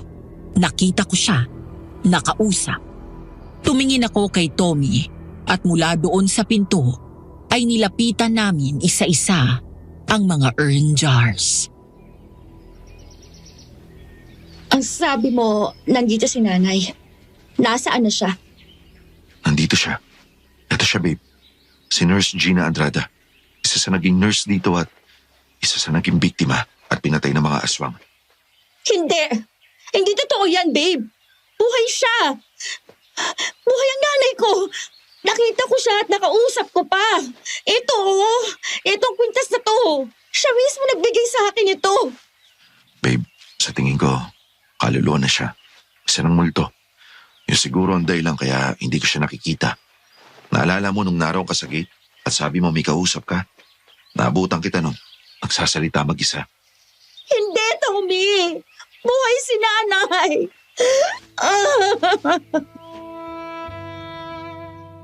Halos mawalan ako ng lakas sa mga binti ko at muntikang matumba kung hindi sa maagap na pag-alalay sa akin ni Tommy.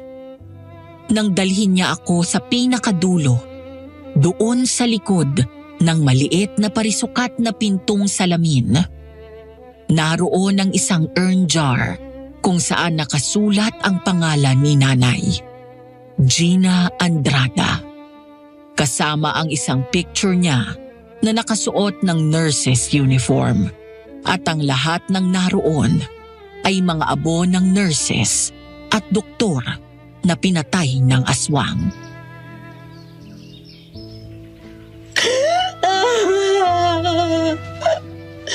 Nay!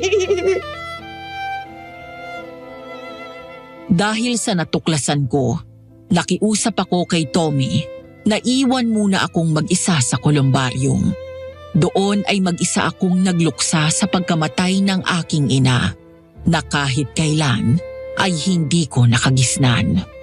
Umiyak ako habang iniisip ko ang gabing pinatay nila si nanay, gaya ng mga nasaksihan ko na sinapit na mga kasamahan ko sa kamay ng aswang.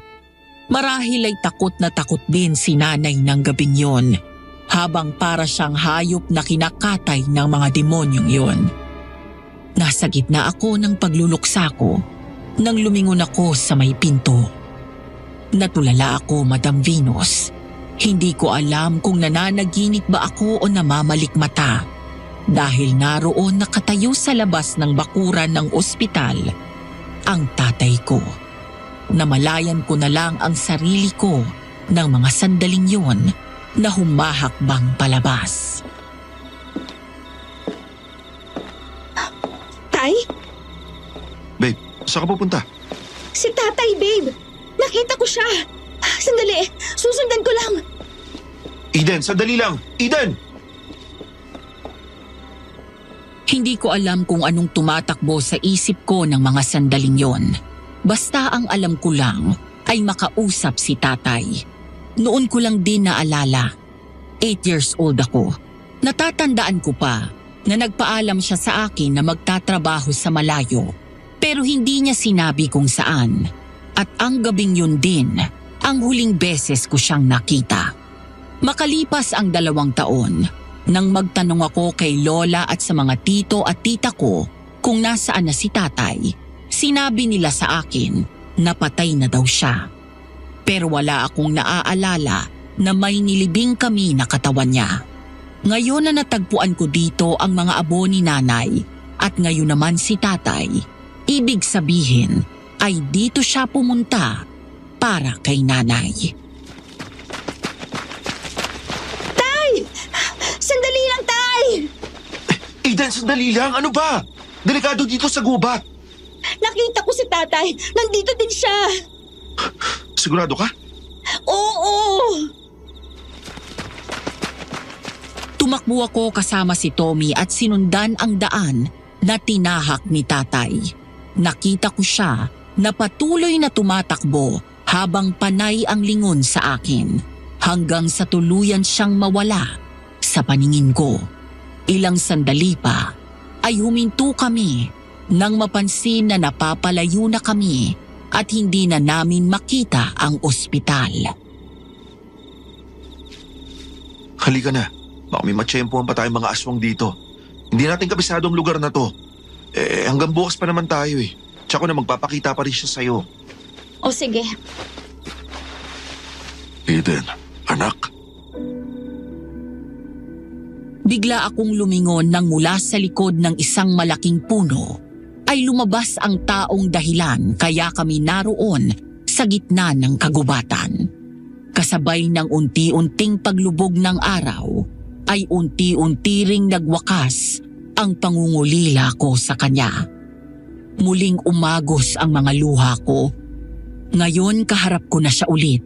Makalipas ang 20 taon, mas lumilinaw na sa isip ko ang mukha niya. Ngunit hindi gaya noon. Malaki na ang tinanda ni tatay. Malaki ang pangangatawan nito, pero ang mukha ay may mga kulubot na at ang mga mata niya ay nangingitim ang paligid na parang matagal na siyang walang maayos na tulog. Bukod doon, ay ang mga ngipin niya ay may mga bahid ng itim. Akma akong tatakbo palapit sa kanya nang pigilan niya ako. Tay! Huwag kang lalapit, anak. Hindi ka na dapat pumunta rito. Bakit ang sabi nila lola sa akin, patay ka na? Totoong patay na ako, anak. Matagal nang patay ang dating ako. Hindi na ako ang tatay mo na gaya ng dati.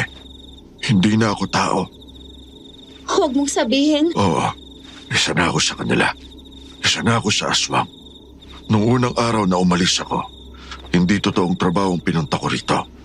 Pumunta ako rito para hanapin ang nanay mo na noong panahon na yun ay 4 na taon nang hindi umuwi. Nauna siyang pumunta rito para sa karagdagang nurse sa ospital niya yan. Pero papasok pa lang kami sa baryo na ito nang maging aswang singil. Kinagat niya ako at ng mga sumunod na araw, binihag nila kami hanggang sa tuluyang kaming maging aswang. 20 taon na ako rito pero hindi ko pa nakikita ang nanay mo. At sa klase ng mga pangyayari sa bayan na to, alam ko na patay na siya. Nakita ko na siya, tay. Nakita ko na si nanay. Nasaan? Nasa columbarium ang mga abo niya. Doon sa ospital. Napahinto kami sa pag-uusap nang marinig namin ang mga angil ng aswang na nagmumula sa makakapal na halaman. Agad humawak sa kamay ko si Tommy at hinila ako palayo. Maging si tatay ay agad na kumilos at hinarang ang sarili sa amin. Malapit nang kumagat ang dilim. Umalis na kayo bago pa sila dumating. Bilis, ako nang bahala rito. Tay! Hihintayin ko kayo doon sa labas ng ospital. Halika na, bilis. Magkahawak kami ng kamay ni Tommy na tumakbo. Habang unti-unting dumidilim, ay mas maraming angil ang aming naririnig na dalawa. Hanggang sa ilang sandali pa, nang lumingon ako, nanlaki ang mga mata ko nang makita na nasa likod na namin ang mga aswang. Ibigay mo sa amin ang anak mo, Homer. Huwag na huwag mo siyang gagalawin dahil ako mismo makakalaban mo. Tommy! Ayun na sila! Bilisan natin.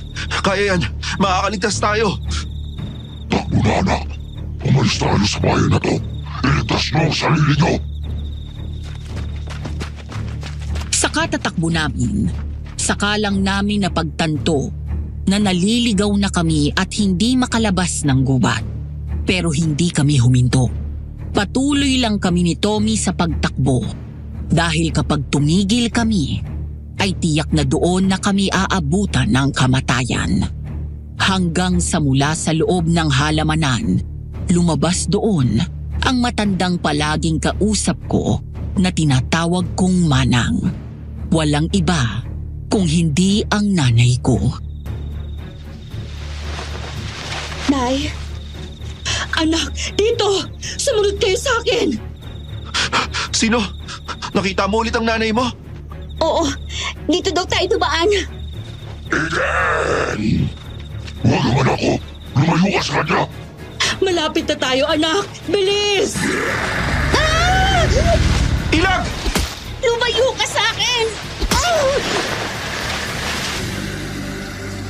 Nang makalabas kami sa kakahuyan, ay siyang labas din ng mga aswang mula sa kanilang pinagtataguan. May sumalubong sa amin pero nanlaban kami ni Tommy.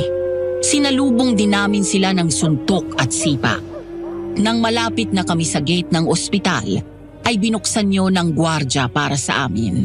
Eksaktong pagsarado ng gate ay saka nakalapit ang mga aswang doon. Napahiga kaming dalawa sa simento dahil sa sobrang pagod. Hingal na tumingin kami sa isa't isa at sa pagitan ng mga luha ay natawa ako. Pagkatapos ay hinila niya ako palapit at niyakap. Ikaw, lagot ka sa akin kapag nakabalik na tayo sa Maynila. Pinapagod mo ako palagi nakakahabol sa'yo eh. Kapag nakauwi na tayo, papagurin rin kita. Hindi ka lalabas ng kwarto natin. Sira ka talaga.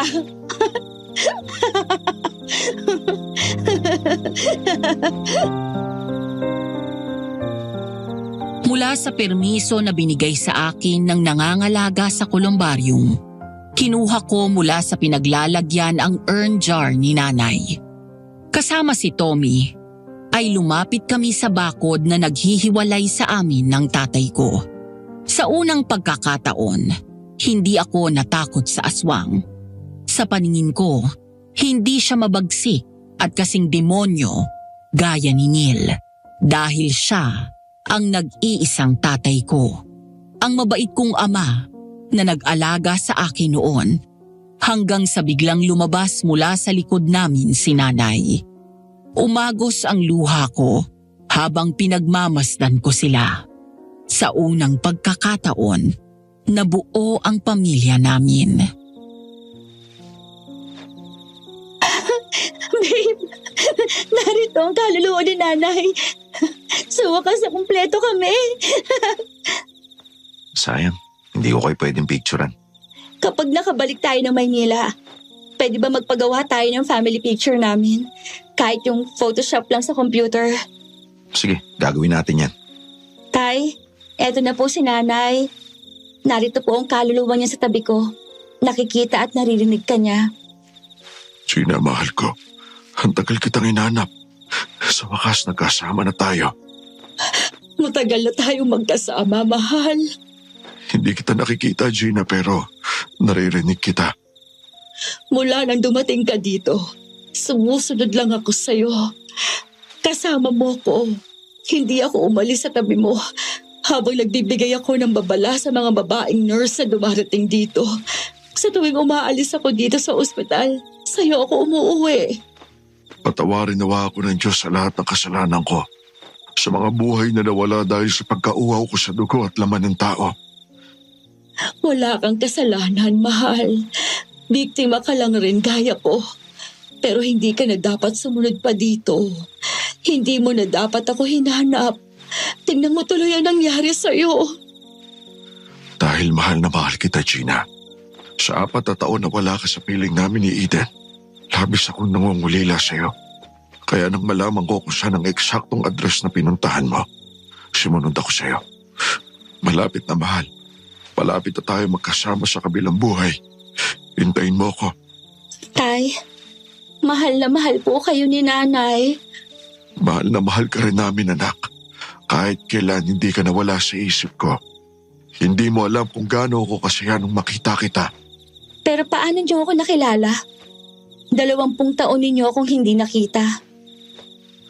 Magkamukha kayo ng nanay mo. Kaya alam ko agad na ikaw ang nag-iisang prinsesa ko. Tay, miss na kita. Bigla kaming huminto nang mapalingon kami sa paligid nang muling umuga ang lupa at lumindol. Napayakap ako ng mahigpit sa urn jar ni nanay. Matapos yon ay nagkagulo ang lahat. Ang mga aswang ay naging aligaga at sabay-sabay silang umalulong na parang mga aso. Kasama na si tatay. Yung mga pasyente. Bumalik na tayo sa loob. Bilis! Kahit hindi na kami naka-duty ng oras na yon, ay nagmamadali kaming tumakbo pabalik sa loob ng ospital. Saglit kong nilapag ang urn jar ni nanay sa tabi ng bag ko. Pagkatapos ay nagmamadali kaming lumapit sa mga pasyente. Ngunit hindi huminto ang paglindol. Sa paglipas ng bawat segundo ay palakas ng palakas ang pag-uga ng lupa. Dahil sa kalumaan ng gusali, nag-alala kami nang magsimulang mabitak ang mga pader. Sukbit namin ang mga bag at ako naman ay dala ang urn jar ni nanay. Tumakbo kaming mga nurses at doktor sa mga pasyente at nilabas silang lahat. Mabuti na lang at hindi na rin ganon karami ang mga nakakonfine at ang iba ay nakalipat na sa ibang ospital at umalis na sa bayan na yon. Yung mga pasyente sa 3rd floor! Bilis! Doon kayo lahat sa labas! Huwag kayong lalabas ng hospital ground! Kasabay ng patuloy na paglindol, gumuho ang ibang parte ng bundok at natabunan ng ibang mga bahay. Ang iba naman ay nagsilabasan kaya ang ibang aswang ay hinabol sila. Nang mga sandaling yon, pakiramdam ko ay katapusan na ng mundo. Nagkakagulo ang lahat. Naghalo ang tunog ng mga bumabagsak na mga bagay dahil sa lindol. Sinabayan din ng iyak at sigaw ng mga kababaihang kasunod ang mga angil ng aswang. Nang mailabas namin ang mga pasyente sa bakuran ng ospital, nakita namin ang mga aswang nakakumpol sa harap ng ospital. Gigil na makapasok. Galit na galit at hayok sa laman ng mga tao. Hinanap ng mga mata ko si tatay pero hindi ko siya makita. Nataranta kami nang makita namin na umaakyat na ng puno ang ibang aswang. Dahil may mga pangontra nga ang buong bakod na paligid ng ospital, hindi nila magawang tumalon doon papasok. Pero sadyang matalino ang mga ito at mula sa puno sa labas ay nagagawa nilang tumakbo sa kabilang puno hanggang sa muling magpakita sa akin si nanay. Anak, kumuha kayo ng alkohol. Ilagay ninyo sa mga garapon. Tapalan ng tela sa bibig pagkatapos ay singgihan ninyo at ibato sa kanila. Pero, Nay, delikado yun. Wala na tayong ibang paraan kundi ang pasabugin sila dahil ngayon nakakita na sila ng paraan. Ano man oras, makakapasok na sila dito. Opo, Nay! Tommy, samahan mo ko. May sinabi si Nanay. Sige. Nilapag ko sa isang sulok ang urn jar ni nanay, kasama ang ibang gamit namin. Pagkatapos ay tumakbo kami pabalik sa ospital.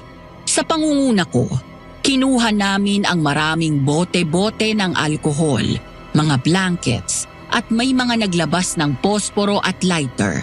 Pagkatapos ay tumakbo na kami palabas. Tinuro sa akin ni nanay ang gagawin at tinuro ko sa mga kasama ko ang sinabi niya. Nurse, doktor at maging ang ibang bantay na mga pasyente ay tumulong sa amin sa paggawa ng mga makeshift na pampasabog hanggang sa biglang nagsigawan ang mga tao nang mula sa taas ng puno ay may tumalon na isang aswang. Nakapasok na yung isa! Dito ka lang. Kami nang bahalang lumabas sa kanila. Babe, mag-iingat ka! Oo, babalikan kita. Pare, tulungan niyo ako. Hindi pwedeng palagi na lang kayo magpapadaig sa takot. Dahil kung hindi, tsak na mauubos tayong lahat dito. Sa tulong ng iba pang nurses at bantay na lalaki, sinalubong nila ang mga aswang na isa-isa nang nakakapasok sa loob ng ospital at nilalabanan. Gamit ang mga bagay na pwede nilang gamitin na armas. Kinuha ni Tommy ang bolo habang ang iba ay gumamit ng ID stand o yung sabitan ng dextrose na nakakabit sa gilid ng hospital bed. Ang iba ay gumamit ng bato at ang mga gwardya naman ay ginamit ang kanilang mga baril at pinaputukan ang mga aswang na nakakababa. Sisindihan ko na sana ang ginawa naming mga makeshift na pampasabog nang makaramdam ako ng takot at nanginig ako. Hanggang sa naupo sa harap ko si nanay at pinatong ang malamig niyang palad sa kamay ko. Huwag kang matakot, anak. Kasama mong Panginoon sa laban na ito. Magtiwala ka sa Kanya. Opo! Mahigpit kong hinawakan ang posporo at saglit akong pumikit kasabay ng pag-usal ko ng panalangin. Sa paghinto ng lindol, doon ako tumayo at sinindihan ko ang posporo at tinapat yon sa isang bote ng alkohol na tinapalan namin ng tela mula sa pinunit naming hospital blankets habang dahan-dahan kong sinisindihan yon at umuusal ako ng mataimtim na dasal. The Lord is my shepherd. I shall not be in want. Even though I walk through the valley of the shadow of death, I will fear no evil, for you are with me. I will fear no evil, for you are with me. Eden! Ngayon na! Ibato mo na! Lahat kayo! Dapa! Nang ibatok ko ang unang bote, ay agad yung sumabog ng masalo ng isang aswang. Halos yumanig muli ang paligid. Dahil sa pagsabog, ay nagpulasa ng ibang nurses at doktor at nilayo ang mga pasyente. Lumapit sa akin si Tommy at nagtulong kami sa pagpapasabog ng mga aswang. 1, 2, 3 pagsabog. Kasabay ng pagtumba at pagkamatay ng ilang aswang na nakapasok doon sa loob. Kitang-kita ko kung paano sumabog ang bawat katawan ng mga kampon ng kadiliman na yon. Umagos ang luha ko nang nakita ko silang isa-isang namamatay at nagkakandagutay-gutay ang katawan nila. Gaya nung kung paano nila katayin ang katawan ng mga inosenteng biktima nila. Tumingin ako sa huling bote na hawak ko at sinindihan ko yon.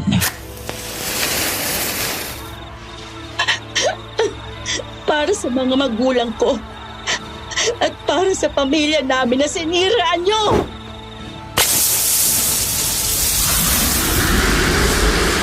Lumilindol na naman. Napayakap ako kay Tommy nang muling umuga ang lupa. Sa pagkakataon na yon, ay mas malakas ito kesa sa nauna.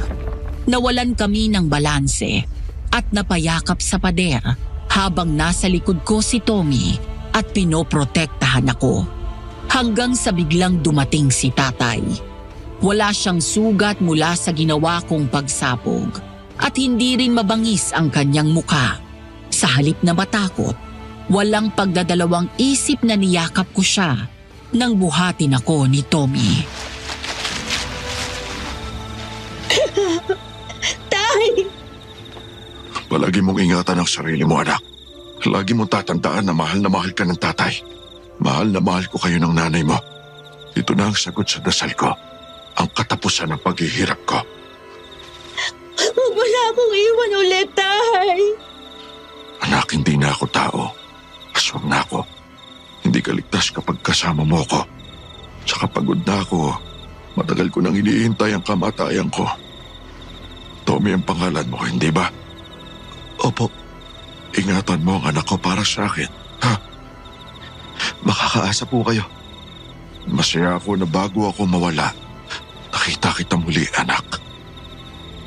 Tay!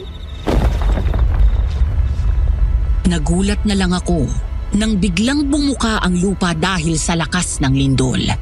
Ang mga natirang aswang na hindi namatay sa pagsabog ay kinain ng lupa. Kasama ang mga aswang na babae na nagpaparami sa lahi nila. Muling nabalot ng malakas na angil at sigaw ng mga aswang ang paligid.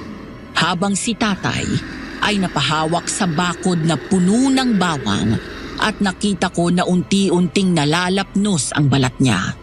Nang muntik na siyang mahulog sa loob ng malalim na bumukang lupa, bigla kong nahabol ang kamay niya at hinawakan ko siya. Kung hindi ako nahawakan ni Tommy, tiyak na kasama akong nahulog ni tatay. Eden! Tay! Kumapit ka sa akin! Anak, bitiwan mo na ako. Hindi! Ayoko! Anak, pagod na ako. Pagod na ang tatay na maging aswang. Ayoko na. Hayaan mo na akong magpahinga. Hindi! Hindi! Mahal na mahal kita, anak.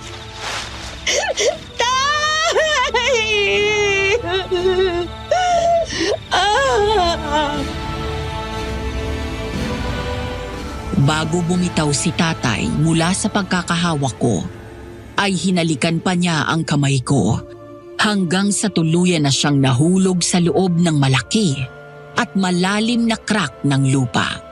Mabilis akong nailayo ni Tommy. Nang mula sa ilalim ng lupa ay biglang sumiklab ang apoy at narinig namin ang malakas na sigaw ng mga aswang. Pakiramdam ko ay parang nasa harap namin ang impyerno. Napuno ng daing at iyak ang paligid hanggang sa lumipas ang ilang sandali. Tuluyan ng kumalma ang paligid at tumahimik.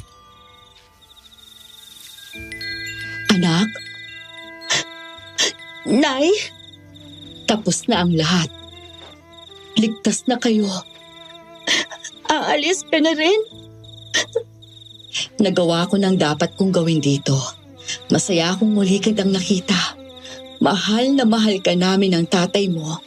At balang araw, magkakasama-sama tayong ulit. Mahal na mahal ko rin po kayo.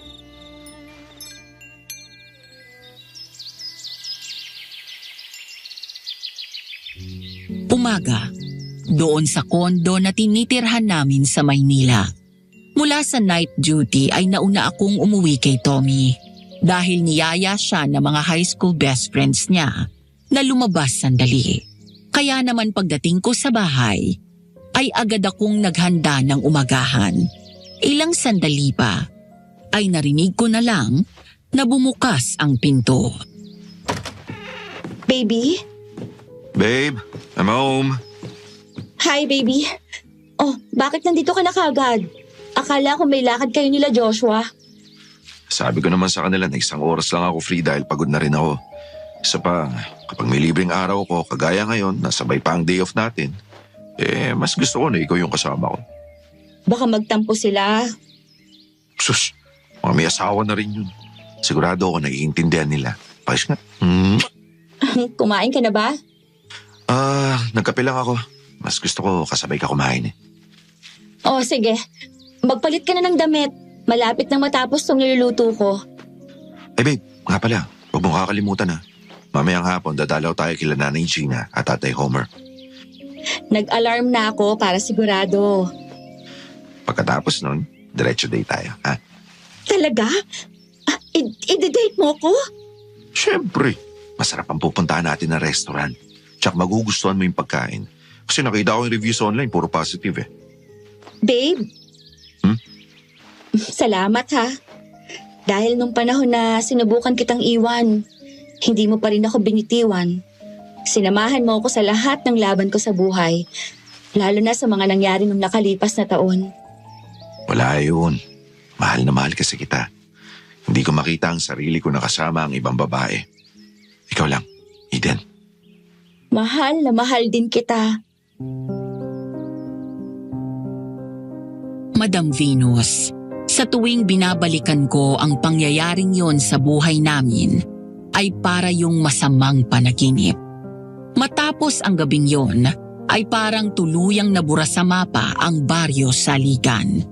Maraming natabunan na bahay at namatay dahil sa gumuhong lupa, dahil sa lakas ng lindol. Ang ospital naman ay tuluyan ng pinasara matapos ang gabing yon dahil lahat ng mga nakaligtas ay tuluyan ng umalis at nilisan ang baryong yon. Ang mas nakakapagtaka, ang mga nakaligtas na bahay at residente ng gabi ng dilubyo na yon ay ang mga pamilyang walang lahing aswang. Sa isang iglap ay tuluyan silang naubos at natahimik ang lahat. Nang minsan akong may nakausap na isang magaling na albularyo at naikwento namin ni Tommy ang nangyaring yon, ayon sa kanya, langit na mismo ang kumilos at tinapos ang kasamaan ng mga aswang doon.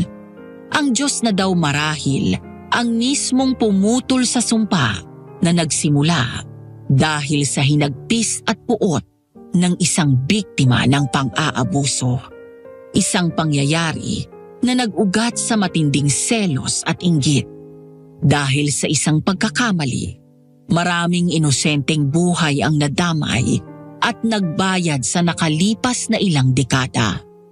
Samantala, naiuwi ko na ang urn jar ni nanay at nilagay ko siya sa isang kolumbarium malapit sa amin ni Tommy. Dahil hindi ko na nakita pa ang bangkay ni tatay, bumili na lang ako ng isa pang urn jar at pinalagay ko ang pangalan niya doon. Pagkatapos ay sinama ko siya kay nanay at nilagyan ko ng pina-photoshop kong picture na magkasama sila. Dahil sa mga nangyari, Madam Venus, mas tumindi ang pananampalataya ko sa Panginoon.